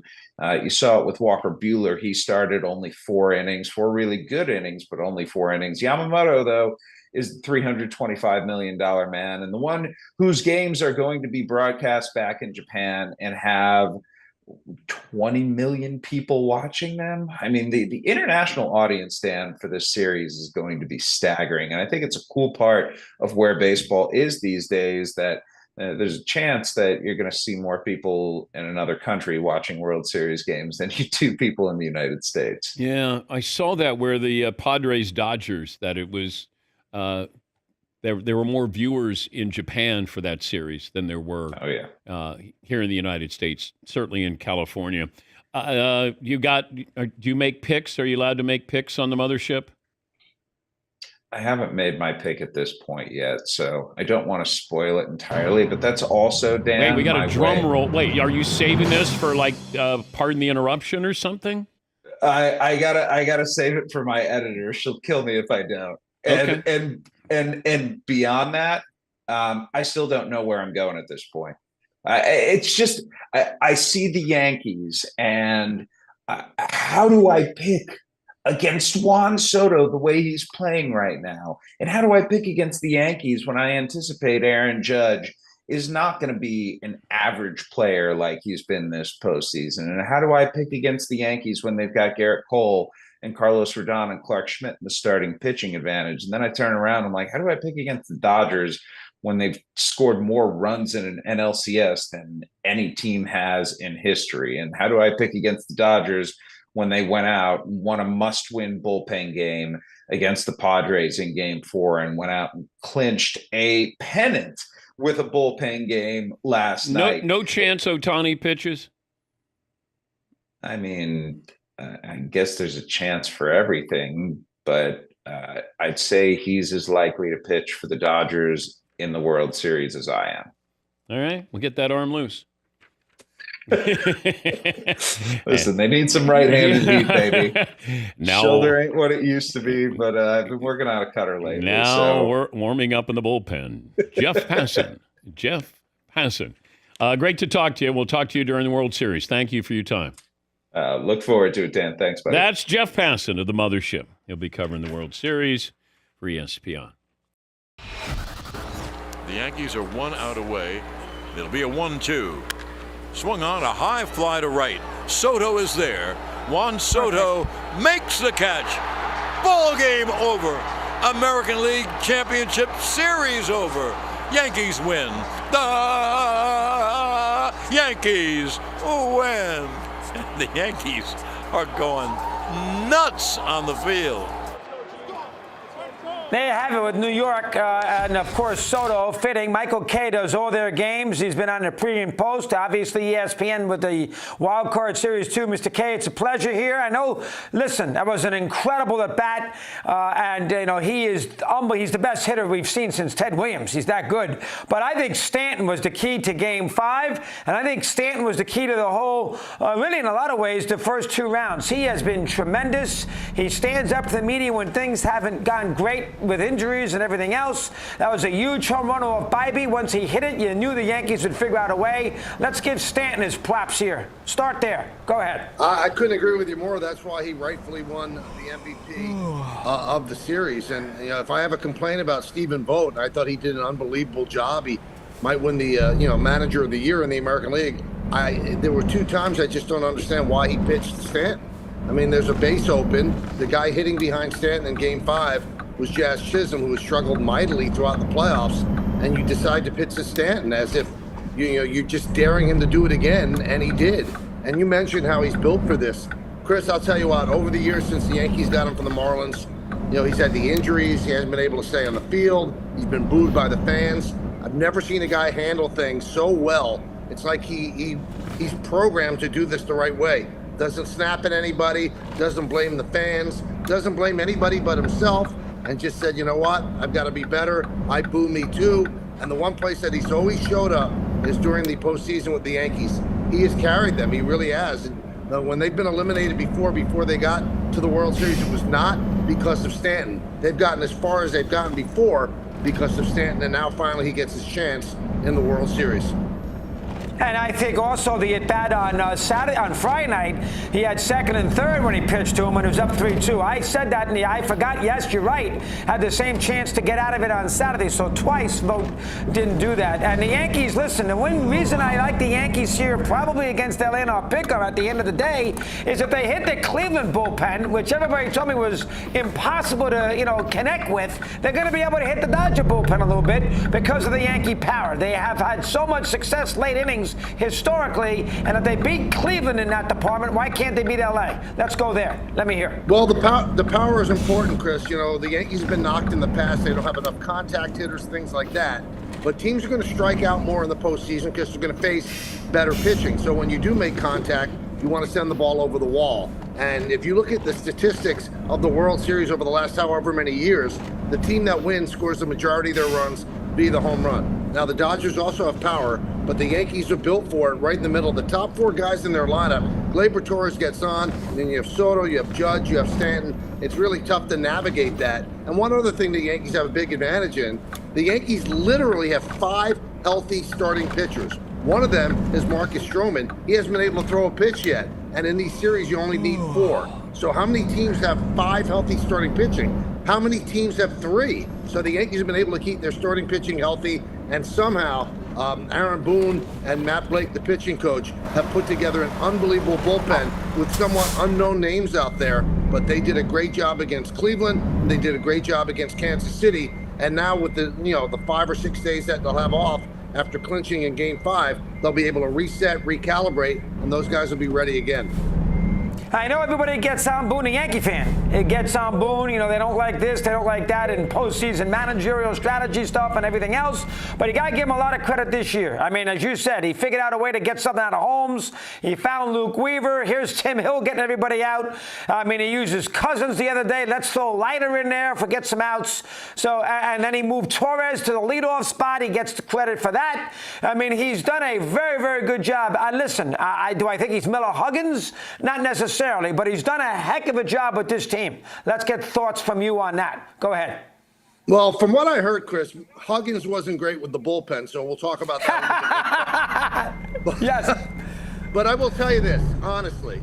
I think he has had a somewhat perfect postseason, pushing every right button. The only thing that I would quibble with him about was the lineup switch in Game 3 against Cleveland. I think he opened the door for the Guardians just a bit.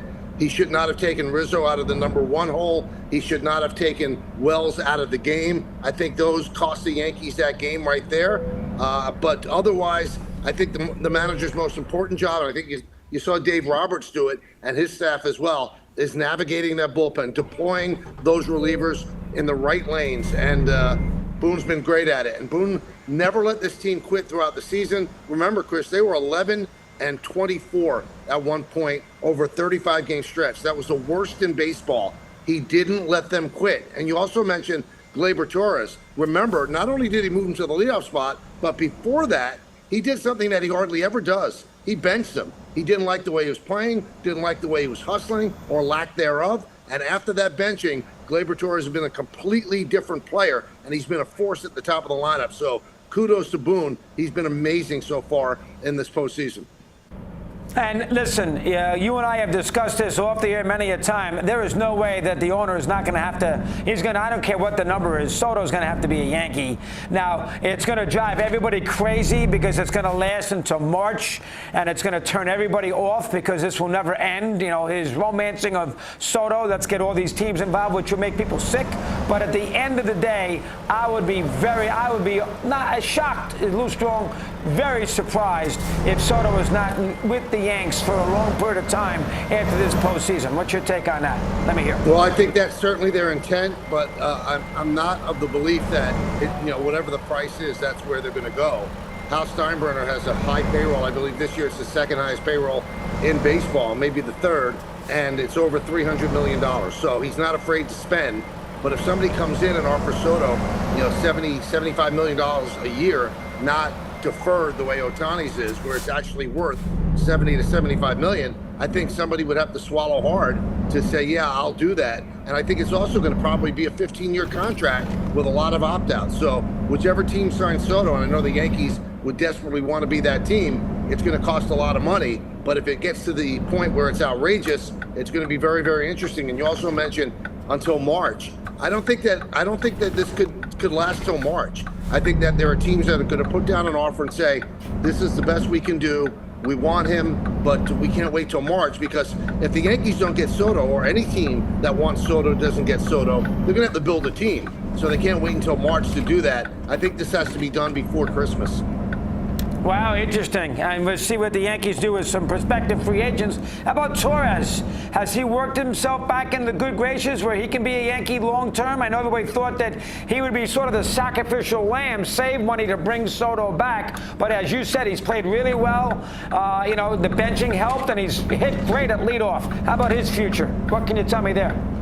The Yankees do have a lot of people that could play the second base position. And although he has been great for the last 2.5 months, you also had 3.5 months of pretty bad baseball as well. It's going to be interesting to see. But if his price goes to $60 million for 4 years, I would say the Yankees are probably out. But I will tell you this, Chris, if they don't sign Soto, which I think is unlikely, I think they probably will. But if they don't sign Soto, then they have to recalibrate across the board, and then maybe you do allocate some dollars to Torres and you spend it in other places. So that's why it's so imperative to get the Soto deal done before Christmas, so you can actually make these decisions before these players go somewhere else. Good job there, Mike. Well done. Appreciate a few minutes. Enjoy it. Always enjoy having you on. Appreciate you coming on today. Thank you so much, Chris. Brian Cashman, good to have you aboard. How are you today, okay? I'm good. Great to be here. Always a pleasure. You got to feel good for Aaron Boone, Brian. I know, he's been at this a while. I know that, the Yankee fan has at times, because of postseason scenarios, have given him a hard time. He gets a chance to relish this. That was your hire. You feel good for him. Let's go there first. Go ahead. Yeah, I think he's an exceptional manager. I think, his record speaks for itself. He's now led us to the big stage, a World Series opportunity, and I'm so proud of how he hasn't changed one bit every step of the way. This is a tough market that hardens people, and you can get bitter and upset or fight back. And instead, all he's done is focus on doing the best job he can on a daily basis. And he's kept the same demeanor in good times and in bad times. And that is a very difficult thing to do. But that's why, one of the reasons why we hired him. We thought he had those traits, and it's carried us to this platform now. All right, that's number one. Number two, 15 years is a long time. I know this is a crapshoot, but even for the Yankees, that's a little long. Give me your thoughts here of finally getting back and winning a pennant after a 15-year. I don't want to say drought, that's not fair, but you understand what I'm saying with the gap. How about winning the pennant? How does that mean to you? Let me hear. It means a lot, and I hate the 15-year thing because it completely forgets and discounts that some other organization cheated us when we were all the way in the end. If you knew what was going on, I don't think they would be advancing during that time thing. I think we would have been advancing. So I hate that 15-year thing because I don't think it accurately reflects history. But regardless, we're proud to be where we are now. I think, without a doubt, our baseball ops, our organization led by our owner, Hal Steinbrenner, I think we reach a caliber team out on the field every year that you can dream big things on. And this year's version has happened to punch through so far, and hopefully we can take advantage of it by winning 4 more games. And Cash, you still bothered by that 17 ALCS. That would be for another conversation. All right, how about the idea now with the Dodgers? Now, listen, I just said it. You might not like it, but I do think that, most times when you win a pennant, you can enjoy that, and even if you lose the World Series, you can live with it, outside of George in '81 when he broke his hand on the elevator, but forget that one. But I think because of the Yankees and the Dodgers and the payrolls, I always think it's winner takes all. I'm not too sure, for the middle of January, you or Friedman will be sitting there enjoying the idea that you won the pennant but lost the World Series. Do you like that idea? Do you think I'm wrong, or do you think there's some truth to that? Let me hear. Well, I think there's definitely truth to that. Listen, you don't dream of getting, I think the accomplishment of winning a pennant is spectacular in and of itself. But no one, is designing anything in their offices or in the scouting community or the player development side, or especially the owner's chair, of saying, hey, I want to win the American League or I want to win the National League. The truth is you want to win a world championship because that's how you remember, whether you do. And in many cases, as years go by, you don't remember who, people don't remember you played for a championship. They just remember if you won the championship. So, yeah, we have high goals, just like the Dodgers do, and it's about winning a World Series. So, yes, whoever doesn't win is going to be, missed opportunity, regrets, and all that. So, hopefully we can take advantage of it. We know we're up against a great franchise, but we also know we have a great franchise. So, you're right. You said winner take all, and that's what it's going to be. Cash, are you down on the idea that guys like me think that the Yankees had an easy path going through the American League Central, and now you're sticking your toes in the deep end of the pool, which maybe, puts a little more pressure? The Yankees got to prove that they're on this level. Have you heard that? What's your take with that theory? Let me hear. Yeah, I don't understand that in any way, shape, or form. I think Kansas City had an amazing year. The Guardians had an incredible year with the second best record in the American League. I heard people saying the Astros and the Orioles were removed, so that should make things easier. But if that was the case, then how are those teams removed? They got beat by somebody that proved at that period of time that they were better for various reasons.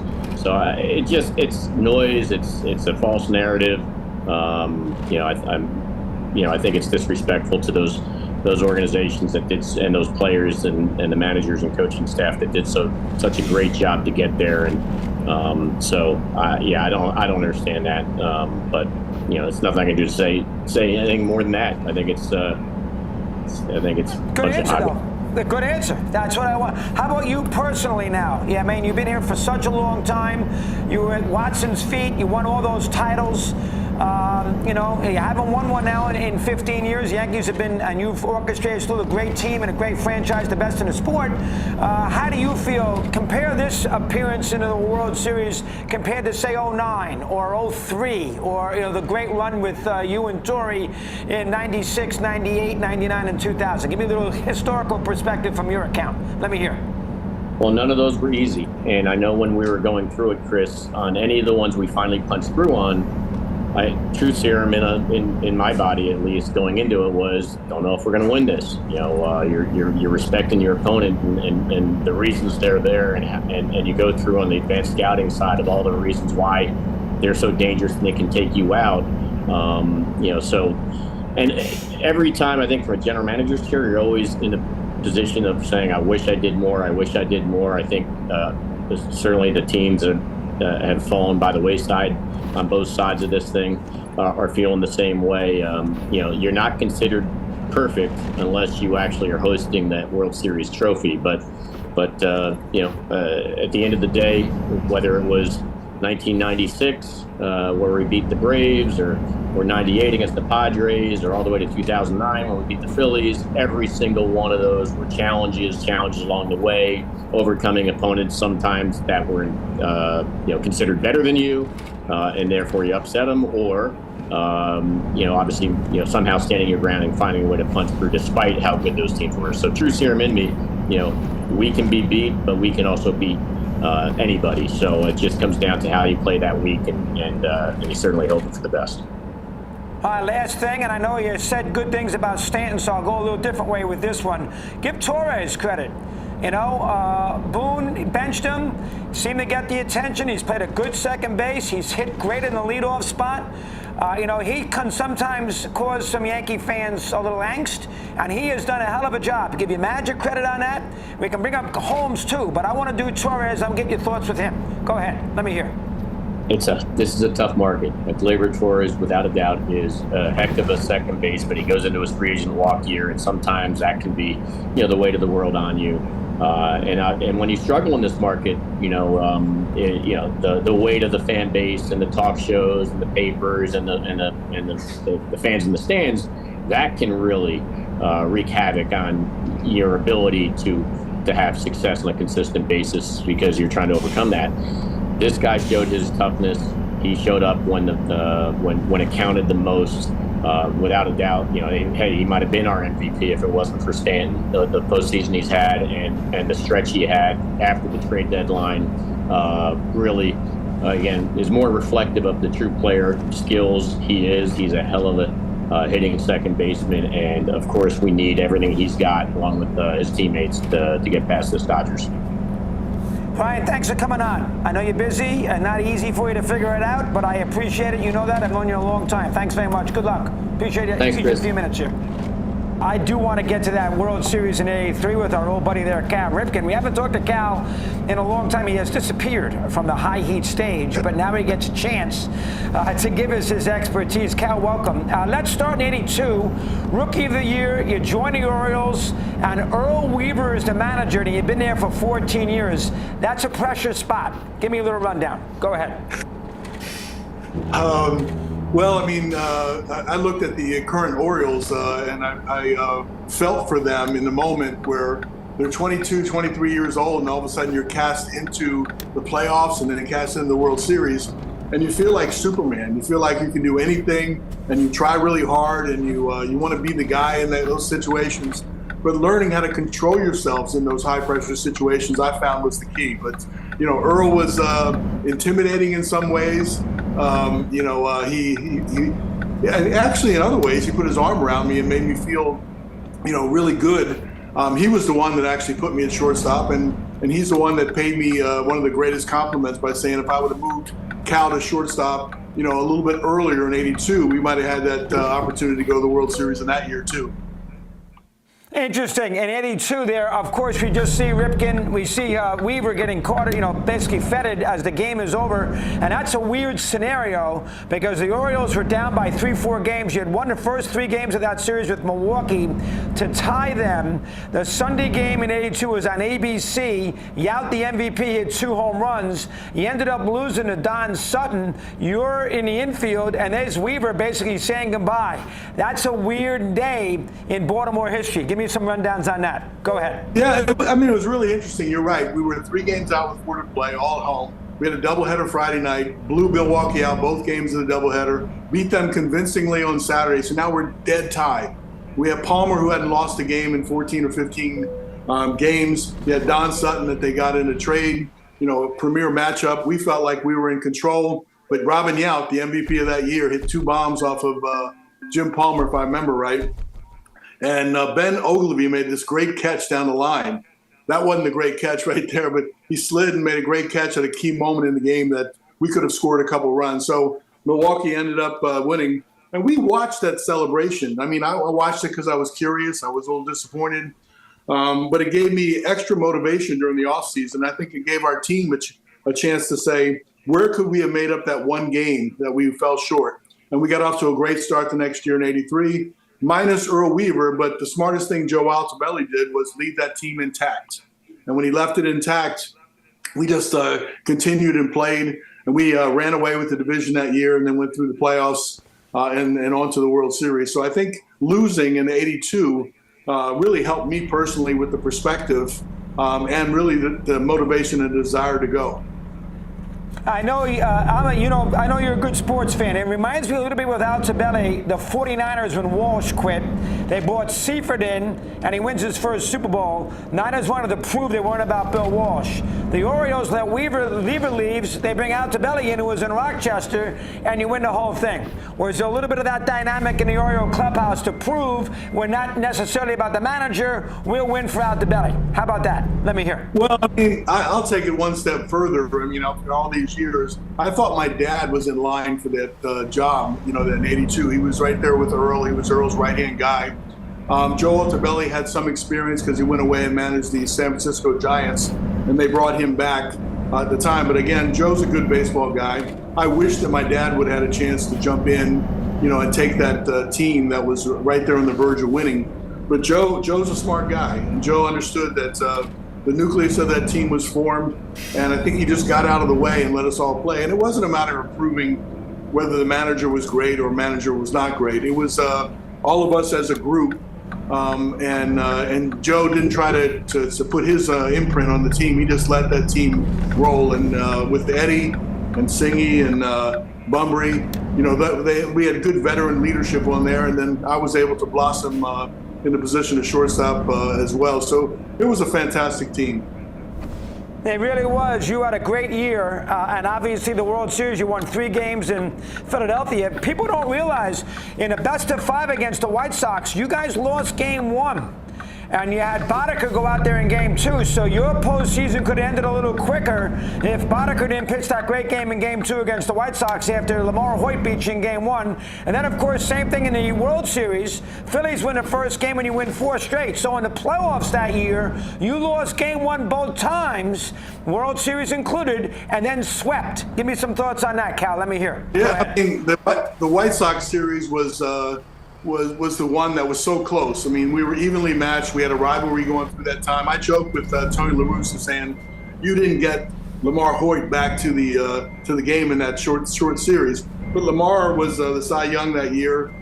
We couldn't muster any offense off him. I think I got a jam single in the ninth to make it 2-1 in that first game. But we rebounded, and I think Boddicker was the key piece.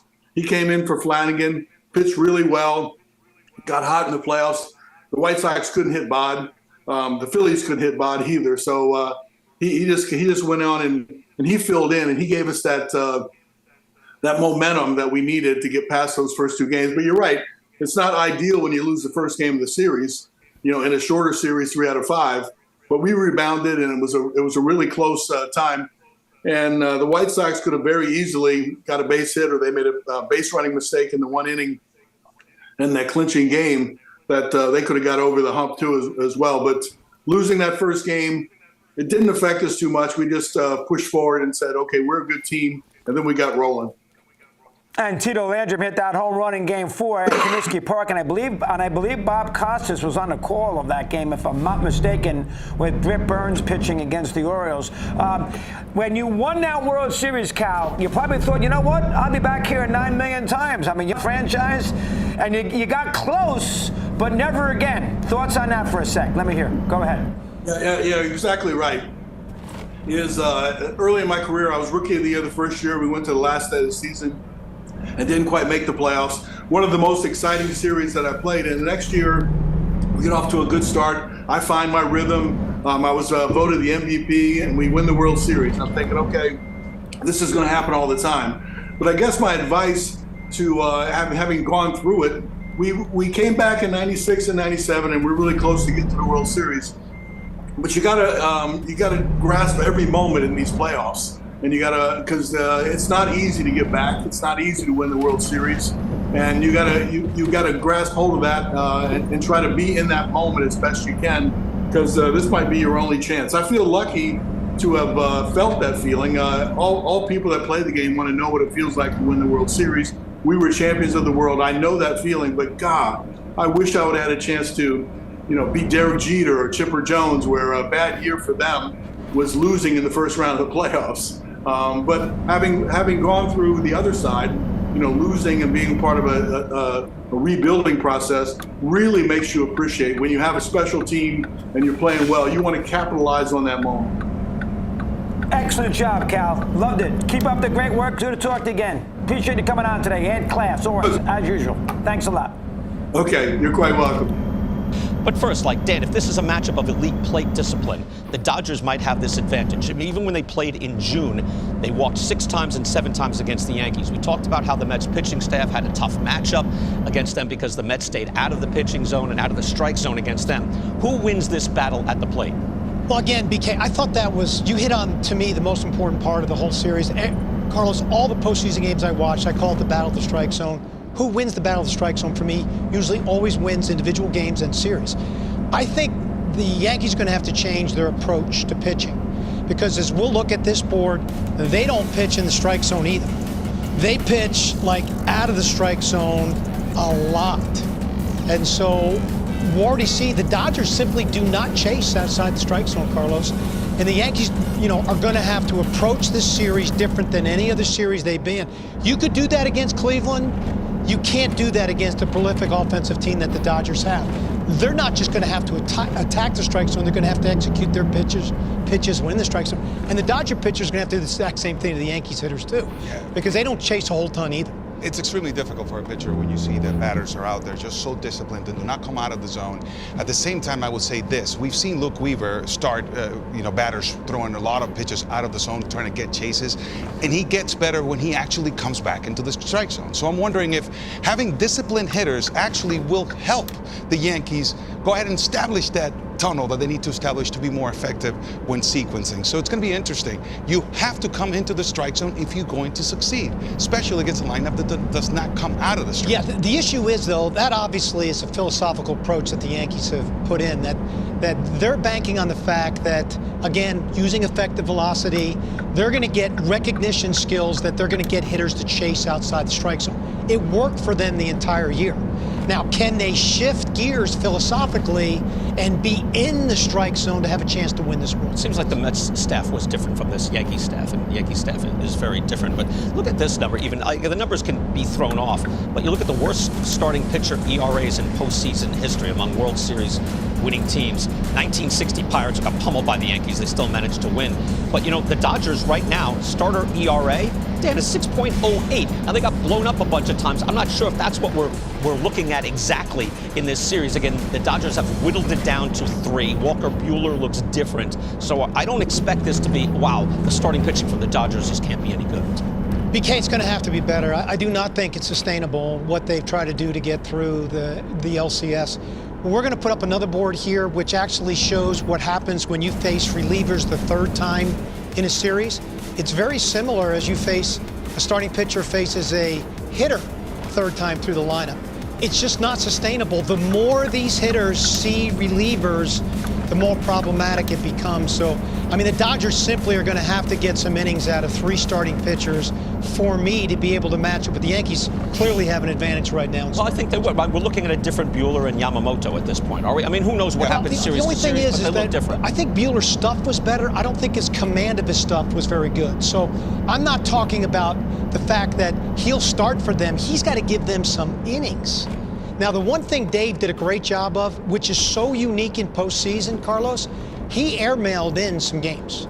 Like when the Mets scored big in those games, it was his B bullpen. He didn't pitch any of his A arms like you would do in a regular season. Hardly you ever see that in postseason. You never give up on a game in postseason. Well, that's what he only had 2 Mets. I think it was Lindor and Alonso that faced one of the A squad more than once. So Dave Roberts was able to keep A squad to limiting that 3rd time through. Look, it's not the same as when you see the starting pitcher the 3rd time, going through the lineup, but yes, indeed. When you see a reliever more and more often, you start getting his cadence. You start getting more comfortable with him. So you try to save those guys. I'm not going to show you, especially in a blowout game, I'm not going to go out there and just throw out my weapons. But this type of bullpenning, if we go through the ALCS and now you're going into the World Series, it's just not sustainable. They need length.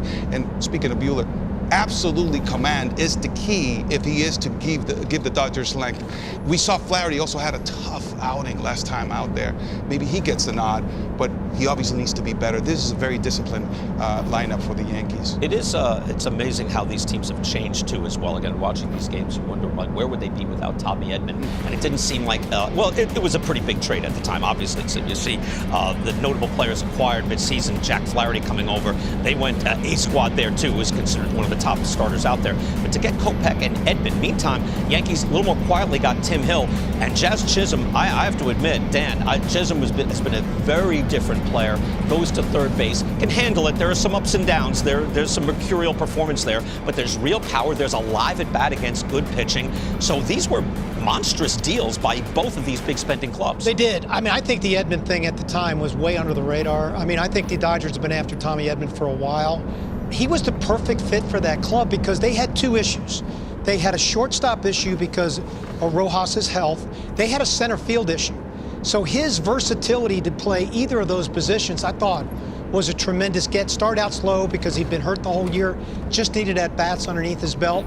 And then the Kopech addition just added to already a deep bullpen, another power arm. And I agree with you on Chisholm, BK. I think he brought an air of more energy to that ball club when that trade went down. Yeah, there's the three-team trade right there. Edman hadn't played. That was why he was like under the radar at the time. Kopech, it seems obvious now. It's like, of course, they're going to turn him into something very different and an ultimate weapon in the bullpen. The Dodgers have been really good at that for years now.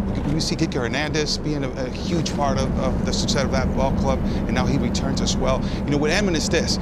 You look at the player and you tell yourself, look, this is a high probability swing type guy. He's going to put the ball in play. Yep. He's going to give you good at-bats. He's going to run the bases. So it's the sum of all parts for him. Nothing extraordinary, but guess what happens in the postseason when he goes out there and he actually puts the barrel on the ball? Yeah, just a great compliment to the lineup that the Dodgers had, though. Like that type of player you described kind of fit to a lineup that wasn't getting a lot of length in it as the course of the season went on. And the other thing about the deployment of Kopech, very interesting, he hadn't closed that many games.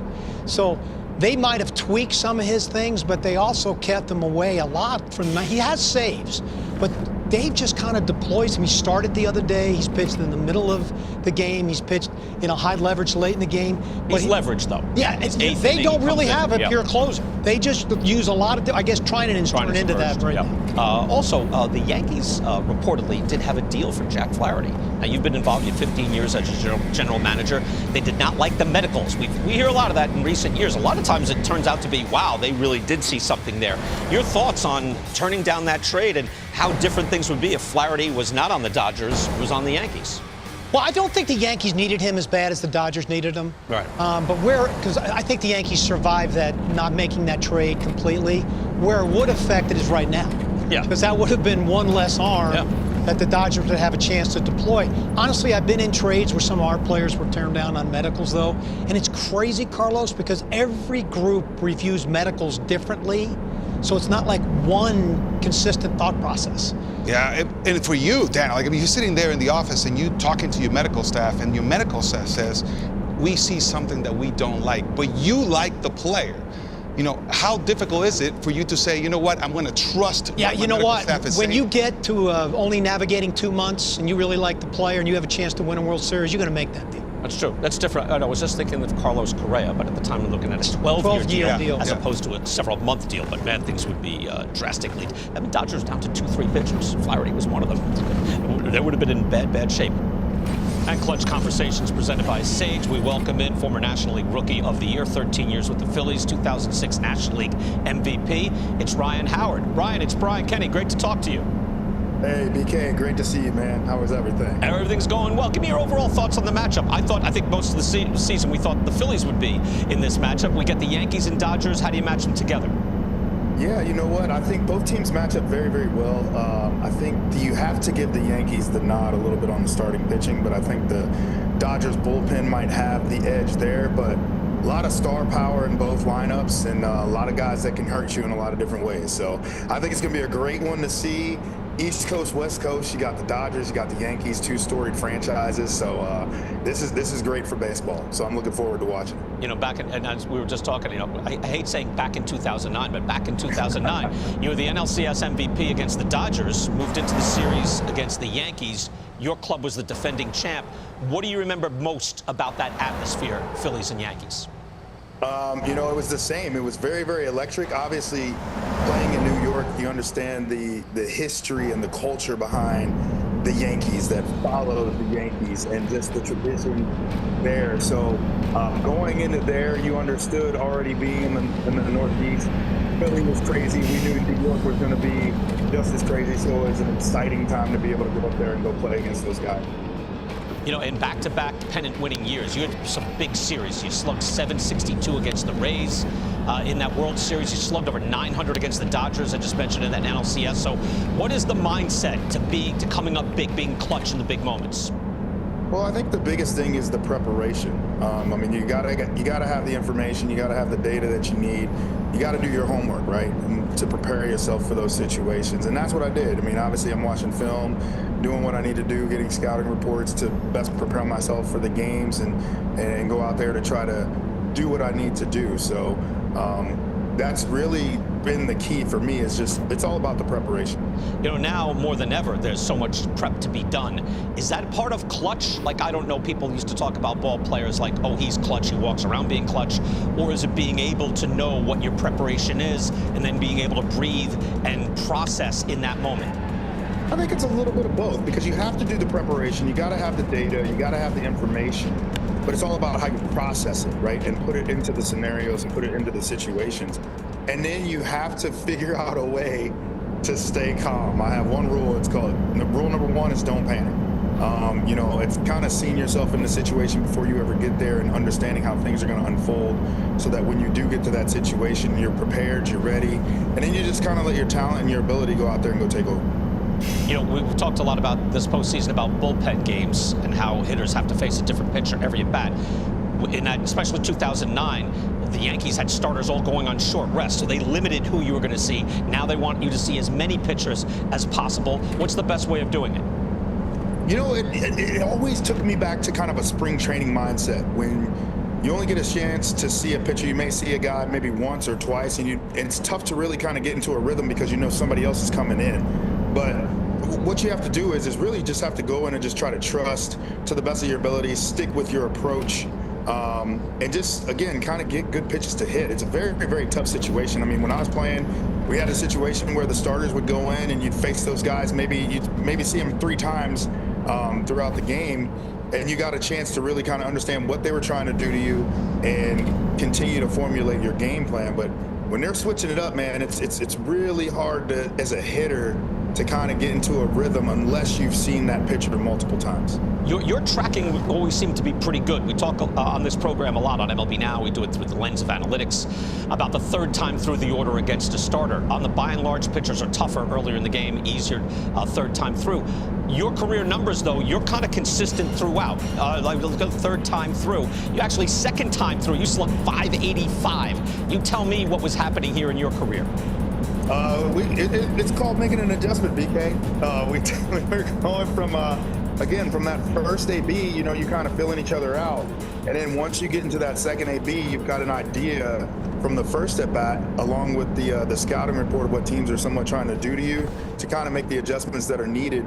And then that third one, it can go either way, because the pitcher will make those adjustments from at bat to pitch, and it's all about who can make those adjustments quicker. All right, this is good stuff. Looking forward to the World Series. Ryan, pleasure having you on the program. And again, enjoy the World Series. Great speaking with you finally here. Oh, appreciate it. Thank you. Commissioner Major League Baseball, he's Rob Manfred joining us on the program. World Series kicks off on Fox. First pitch will be Friday night at 8:08, the Yankees and the Dodgers. How often do people hit you up for World Series tickets? I would say I worked probably 10 hours yesterday. I'd say about 5 of them were devoted to ticket requests. How do you tell somebody no? Look, people understand, that even we don't have unlimited supplies of World Series tickets. Obviously, season ticket holders kind of go first, and you just have to be honest with people about availability. So I could be your +1 is what you're saying. Yeah. Dan, if you want to go, we'll find you tickets, okay?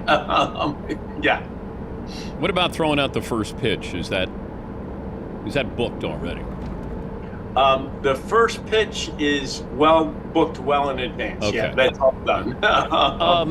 How will baseball honor Fernando Valenzuela on Friday? There will be an activation in the ballpark. I think best to leave the details of that to be disclosed when it happens. But look, Fernando was a really important part of our history. You don't have many players who take over a season the way he did, and we will honor him accordingly. Could he go into the Hall of Fame as a contributor? If I look at his career, really what he did, impact with race relations, with Mexico, with Los Angeles, it was more than just he was a pitcher for a little while in baseball. I think that's one of the, I'm on the Hall of Fame board, but I don't serve on these committees. I do think that after the writers have their opportunity, which, is a process that I think has served the Hall well and I have great respect for. I do think that the era committees, if you'll let me refer to them that way, are important in terms of giving consideration to factors like you raised with Fernando, that, it's not just how many wins and, what your ERA was, but what did you mean to the game in a particular era? Yeah, that's why, it's tricky with being a contributor, because I argued for Buck O'Neil for years that Buck O'Neil was the voice for the Negro Leagues. When somebody said, what was cool Papa Bell, what was Josh Gibson like? They went to Buck O'Neil, so Buck was telling stories about everybody. I said, that's the ultimate contributor while being a baseball player. So I like that part of it, but I just don't know what qualifies and what doesn't. Yeah, no, I do think that I think that in the era committee process, individuals who didn't get in with the writers are given consideration on a broader set of factors than the writers may give credence to. He's the commissioner, Rob Manfred. If I would have told you in March, hey, you're going to get through the Shohei Ohtani situation, and you're going to have the Yankees and the Dodgers in the World Series, you would have said what? It was about time I caught a break. All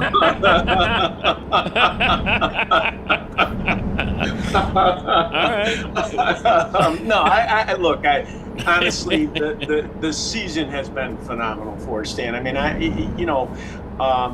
Our attendance really strong. Our ratings are good. Our demographics are getting younger. Our 18 to 34 numbers really strong. Our average age of our ticket buyers has gone down almost 5 years in the last 4 years. All of those things are really strong.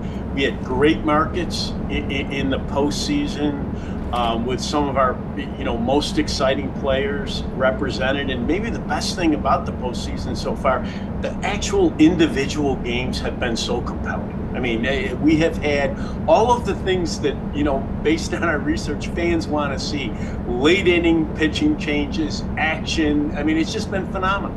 I think I love the 3-game series. I love a 5-game series. I think it caught people's attention earlier than normal because there was urgency there. And therefore, we didn't wait till, championship series or the World Series to watch. It was, you better watch now. This team could get bounced. I think that we kind of found the sweet spot on the wild card round. I think that, in the early years, it was a knockout game, and obviously people pay attention to knockout games. But I think for our fan base as a whole, that's not the way baseball's played. And I think, the quick 3-game series in one market gives us an opportunity to capture fans earlier in the playoffs. And when you get the things I referred to before, the late inning lead changes and those sorts of things going on, you capture people and you carry that audience through. When's the last time you got a raise? Let me see. I got to think about that. I think I'm going to get a raise in January. How about that? Do you know? I know I'm getting a raise in January. Yeah. Okay, so you have a contract. Now, I had a contract that ESPN had told me what it was going to go up incrementally each year.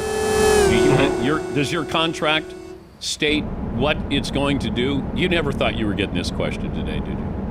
No, I do have a contract. I got 4 years left on my contract, and it sets forth compensation in a variety of forms: salary, bonus, whatever. How do you know you've had a good year? There's actually a review process that goes on. There's a committee of owners that, we present information to, and they go through, and, I sit with them at an owners meeting, and they give me their view of how I've done for the year. But do you want to hit home runs, or you want to have a great on-base percentage as commissioner? I think it's important for a CEO to be steady. I think that stability, consistent progress is really, really important. I know we're not there at the off season, but what rule tweaks are we looking at? Well, the biggest thing that's going on right now is the automated strike zone. We continued the testing in the minor leagues last year.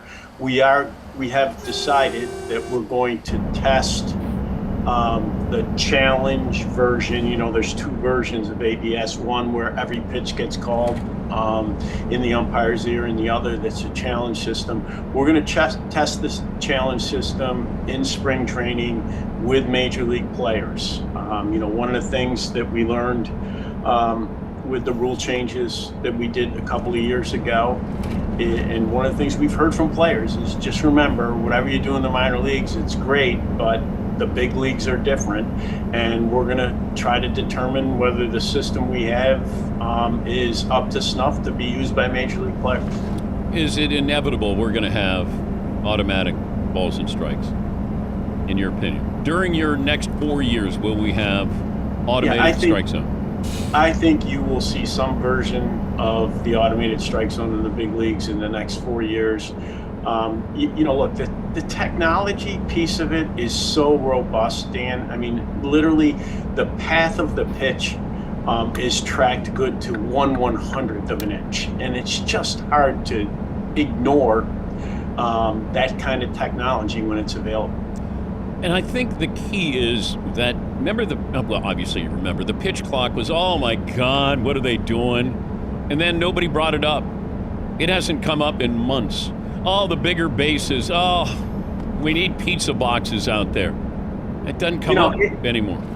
This is why you're so good at what you do. I have to tell you, when we think about change, we think about it exactly the way that you describe it.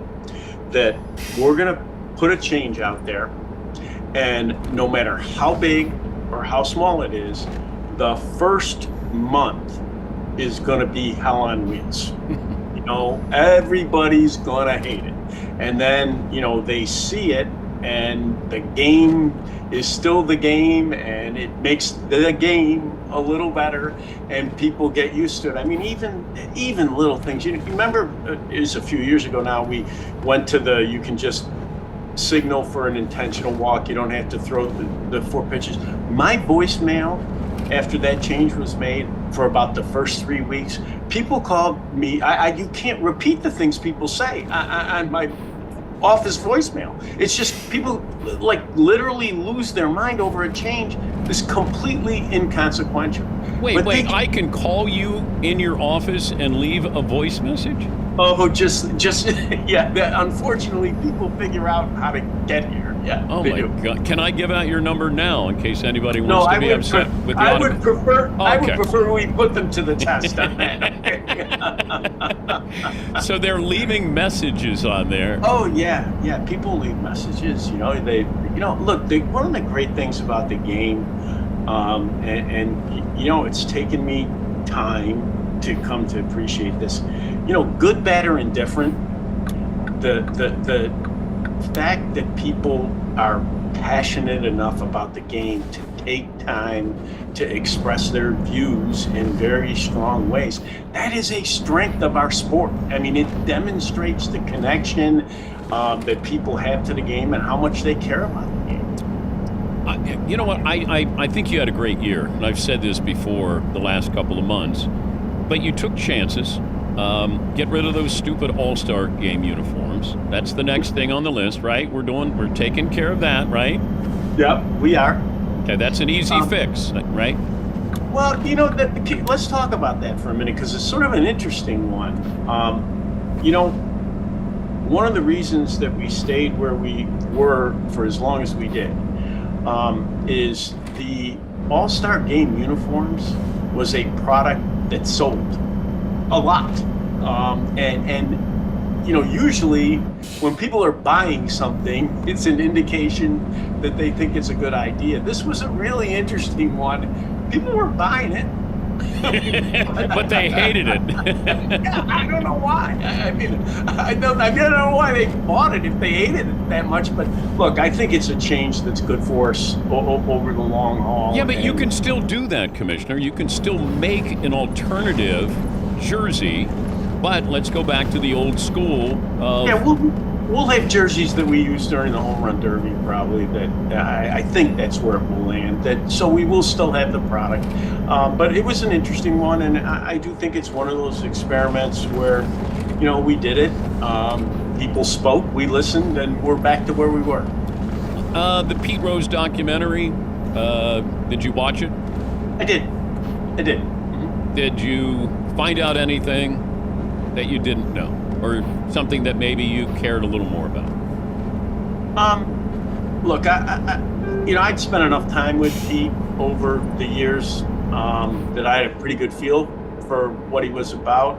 I think the best thing about the documentary is it presented a pretty accurate picture of who Pete is and was. I mean, he was a complicated person, combination of appealing and unappealing aspects that you don't often find in people. All right, I want you to answer this so I don't have to answer it anymore. When my audience says, yeah, but baseball is in bed with gambling, and so aren't they being hypocritical with Pete Rose? Yeah, here's how I think about that. I think it's a privilege to work in Major League Baseball and to be a Major League Baseball player.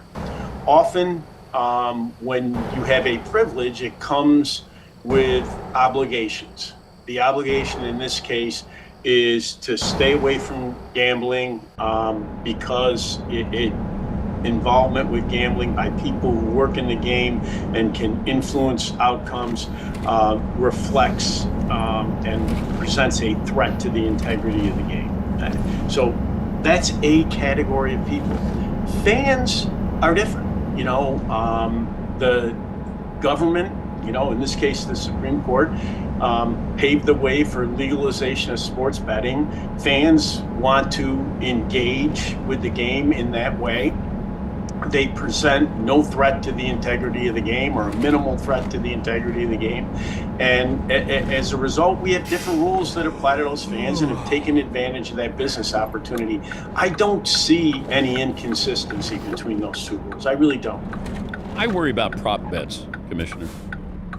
Yeah, I don't. I have to say we have lobbied against prop bets in a variety of states, all the states actually. They are certainly more problematic than outcome-based, who won the game kind of bets. And we have tried to get the states to recognize that there are some, betting per se, sports betting may be fine. There are certain kinds of bets that are problematic. Great to talk to you. Take a victory lap. You certainly had a great year. Major League Baseball had a great year as well, and hopefully we get a great World Series. Thanks again. Thank you, Dan. It's always a pleasure. That's Rob Manfred. He's been the commissioner since 2015.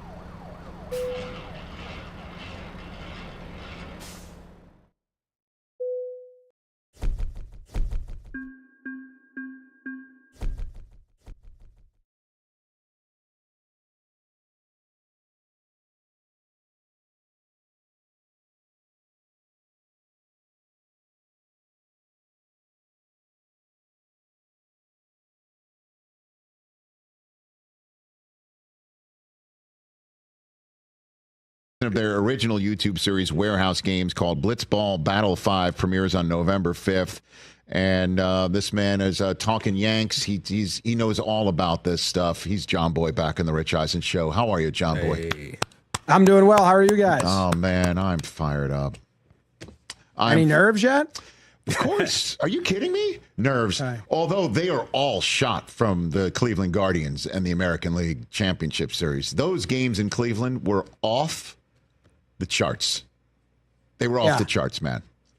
Those last three gave you everything you wanted as a baseball fan. You know, even they lost, even the one they lost, it was still you finally got emotions, because the Royal Series and the first two against the Guardians, I didn't walk away buzzing from those. I was like, okay, great. We won. Let's go. And then those last three, I'm still, my voice is still a little gone. I'm still, some big moments. Those were really fun. Yeah. I still have, a little bit of the PTSD of watching Stephen Kwan come up every 3 at-bats. I honestly, I thought to myself, does this guy get to come up to the plate whenever he wants? Because it felt like he was up every single second, and the Guardians don't strike out. They don't make too many mistakes. Obviously, there were some in the field that did aid the Yankees during the series, but they put the ball in play. Everybody throws 100 miles an hour, it felt, and they're a terrific baseball team, man. They are really good, the Guardians. Kwan made me realize how much slugging, not that I didn't know, does matter, because it was like, all right, here comes Kwan. He'll hit a single, and then we'll move on from there. Bases aren't loaded. We won't get in any trouble here. Right. That's the way it basically felt all the time. When will the Steinbrenner family just adopt Juan Soto to make it cheaper for them, John Boy? When will that happen, do you think? What do you think? Let's hope on the podium when they give him the trophy. They give him the adoption papers to sign? Is that what Hal should hand him the trophy, and then there should be just a check, that just in that moment. That's as right. Well. Yeah, what car executive, isn't that what happens all the time? Some car executive comes up and awards. Maybe it can be like 23andMe executive can come up and award the adoption paper. Hey, Juan, you've been a Steinbrenner all along. Look at that. Isn't that weird? That would be the I work. I never know. I think we came up with it. So let's break down the World Series, John Boy. You think I guess let's go. The biggest storylines entering this World Series that will result in one team beating the other is what? Do you think?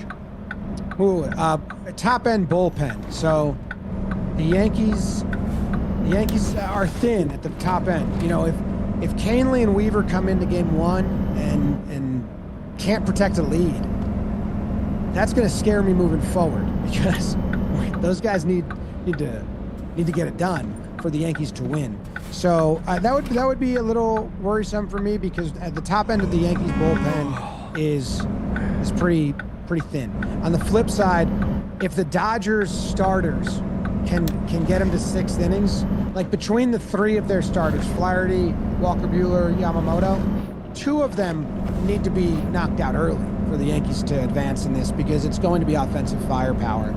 I don't think they're going to hold the Dodgers to 0, 1, 2 runs. And the Dodgers will use a lot of their bullpen. If we can make them use more than they want, that would be really nice. But if we find out that Jack Flaherty and Yamamoto both went 7 innings and really saved the bullpen arms in those games, that's going to be costly. Yeah, and I heard in terms of other arms for the Yankees, Nestor Cortez talking about wanting to be in this World Series. If it costs him a longer-term injury, then so be it. Something along those lines. I love the live reaction of his agent reading that quote. Right. So the question is if he does somehow do this thing, I don't know. Would the Yankees put him on the back end? Would they? Because I know at one point they did have him close a game one time. Yeah. That kind of rankled him, where he thought he should be a starter. Potentially the Yankees doing something like that in this World Series? We asked Boone how built up he was, because he kind of had to streamline the recovery to get game ready, and he said it's only an inning or 2. So he'll be more used as a reliever. I think the best lane for Nestor's going to be when Clark Schmidt and Luis Heel start. They're not going to let either of those guys see the top of the Dodgers lineup a third time. And there's a lot of lefties there. There's Ohtani, there's Freddie, there's Muncy. That will be where Nestor will get that lane of batters to bridge the gap to Canely, Clay, Weaver. So I think that's where they want to use him in games 1 and 2. Best case, Rodon and Cole can hand it to the top end guys, and Nestor's not needed. But I do like having another lefty option out of the pen. He should be replacing Tim Mays' innings from the Guardians. Right, pretty much. John Boy, the founder of John Boy Media, here on the Rich Eisen Show, and we'll talk about Blitzball Battle 5 in a moment. So the pitching plan for Ohtani. What did you ask this of Aaron Boone? What do you do here in this World Series? Oof. Cole's going to go at him because Cole has good numbers against him, and he's leading off the game. So you get that first at bat to really attack him. When there's a runner in scoring position, his numbers are insane. He's got, I think it's a 783 batting average when there's a runner in scoring position over his last 20 games or so. So when you face the 8-hole hitter, the 9-hole hitter, you got to get those guys out. We need some spectacular plays on defense and keep them empty. If there's a base open, you walk them. I think if there's a runner on second and not on first, you walk them. It's not as easy as versus the Guardians. This is the depth on the Dodgers way different than the Royals and Guardians, so it's a much tougher task. So listen, I know you've got quite a business going where you're watching the game and people are watching you and your guys watch the game, but any thoughts about actually going to one of these games in the Bronx? John? Yeah, we got tickets for game 5. The only problem is if that's a potential clinching game on the positive side. I don't know. We'll see. I think our community and what we've been doing, it'd be better suited to do the stream and be able to record right away. So that's we'll see. There is no I in John Boy is basically what you're saying. You would give up your own personal Game 5 tickets to see the Yankees try to survive, or it could be a pivotal Game 5, right, which is kind of huge. Yeah. You would cough that up if you'd cough up watching the Yankees win and clinch in person for your business, John Boy? For real? You don't get, there's half of me that's part of the business, and you do not get this opportunity, Dodgers, Yankees, often. So there's going to be regret either way. Let's hope for the business side, it's a 2-2 series. No one can clinch Game 5, and I get to go, and we get to enjoy it. Otherwise, I'll have to figure it out. We're currently looking into backpacks that allow you to live stream and bring internet with you. Don't tell Major League Baseball. Okay, very uneasy lies the head that wears a crown. I just quoted Shakespeare with John Boy right there on the Rich Eisen Show. So that is, what was the first Yankee game you ever attended? You remember? Back in the day? I had to be little. I have a lot of memories of going, when I lived in New Jersey, of going to games in the 90s. My dad would take me to the box seats right next to the bleacher creatures, and there were different entrances in the old stadium, and I would sit there as a little kid, and my head would just be turned, and I'd just watch the bleacher creatures. I couldn't really piece the game together at that age, but what they were doing, the chants, fighting, and getting kicked out, I would just sit and people watch the bleacher creatures as a little kid and loved it. Yeah, man, and Garrett Cole, the kid who held up the sign like Yankee Forever, and there's a picture of Anthony Volpe at the 2009 parade in the Canyon of Heroes, and now they're playing in the World Series for the Yankees. It's pretty cool, man. Really cool. That Volpe picture, that kind of, I was like, oh damn, that's cool to see real fans. Trevino also grew up like a really big Yankee fan. His dad was a big fan. So sometimes people fake that, everyone that comes to the Yankees like, oh, I grew up playing. And then there's some guys where I think it's legit. Volpe, his parents grew up listening to WFAN. His dad was a caller.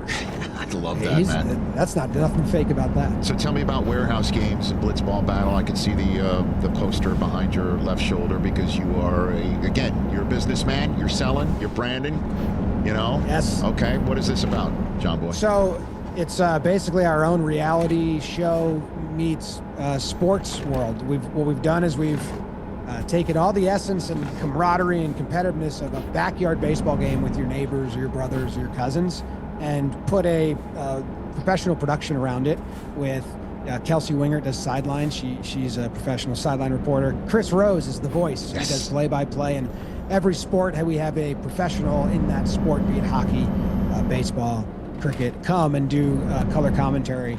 And they're basically just roasting us. And then in the middle of the warehouse, we have Trevor Plouffe, played in the big leagues for 7-8 seasons, got 100 home runs. And now I'm pitching to him in this glorified wiffle ball game. And the competition is very real at times, but it's also very silly, and there's all these narratives and reality show aspects. The umpires are a total goof and gaff, and just kind of like our battering ram of comedy. So it's really fun.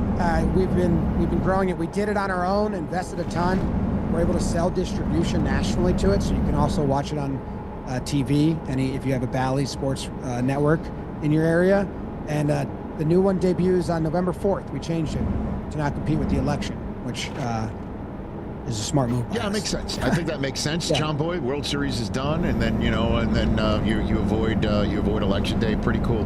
And there's also, you can check it out on YouTube.com/Warehouse Games as well. Heart of hearts, what's your prediction for the World Series before I let you go? I need the Yankees to win, and I can't say otherwise. I'm a biased Yankee fan. It's going to be tough, though. I can see the Dodgers winning easily if certain things fall certain ways, and I cannot see the Yankees winning in 4 or 5. So I'll go Yanks in 6. Yanks in 6 out here. Wow, that would be something.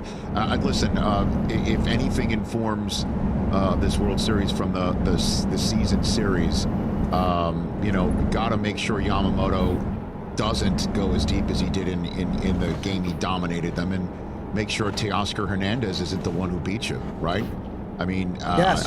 He killed the Yankees in that series, absolutely dominated them, and that's part of the reason why I'm, as a Yankee fan, I'm concerned, because the Dodgers are that deep. They are that deep, and Mookie Betts in Yankee Stadium is going to just whatever. He's been there, done that. Ohtani's the same way. I don't think anybody's going to have big eyes in the moment. That's part of the reason that I'd be concerned as a Yankee fan. We'll cross our fingers. Ohtani has never performed well in Yankee Stadium, so maybe that's going to come into play here. Pitching and hitting, his just numbers are awful, which is bizarre. And I'm not doubting Ohtani. I think that he will rise to the occasion. The other thing is the Yankees didn't play Soto in those 3 games in the Bronx against the Dodgers. He had a forearm injury that I think now they should come out and say, no, we were just hiding him because we knew Yamamoto was going to face him in the World Series. I remember that. That's right. He got hurt, and then he wasn't there, and then they needed a Trent Grisham home run to actually salvage something, the Yankees won't be putting him out there. But when you say Soto, you mean Juan Steinbrenner, right? Yes. Yes. Okay. Juan Steinbrenner, my bad, Jr. I just wanted to, not to nitpick. Thanks for the time. Always appreciate it. Have a great World Series, bud. Thank you. You as well. Right back at you. John Boy of John Boy Media right here on The Rich Eisen Show. Catch The Rich Eisen Show every single day on the Roku channel, 12 to 3 Eastern, for free.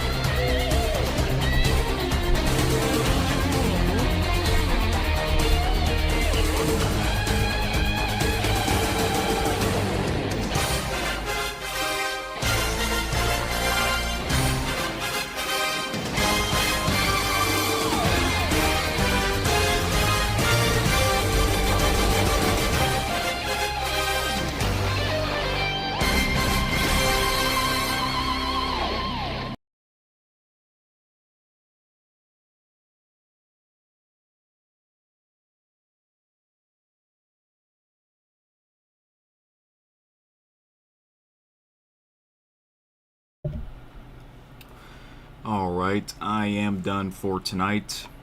Wow. This stream is over 4 hours. Yeah, this went a lot longer than I thought on that playlist, but the playlist has ended and I have finished my 7th delivery. Wow. I am already over halfway done with this. 7 out of 13. So yeah, there's a really good chance that I can finish this before November the 1st. So yeah.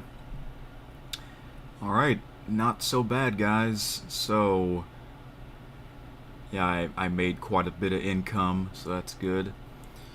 I'll be back tomorrow night. However, the next episode will not be a live stream tomorrow night. It'll be a pre-recorded episode.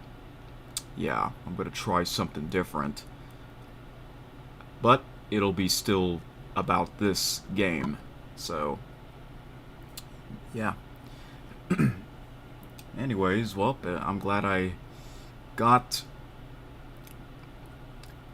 over halfway done already. So, yeah.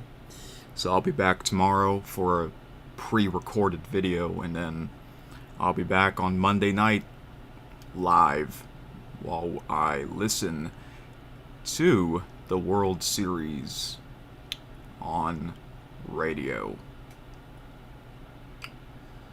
Alright, now my phone needs to be charged. It's at 9%, so I'm going to end this here. So yeah, they brought back the Hauloween event after all. I wasn't sure if they were going to bring this back or not, because we are 1 week away from Halloween. So, but that's cool that they brought it back.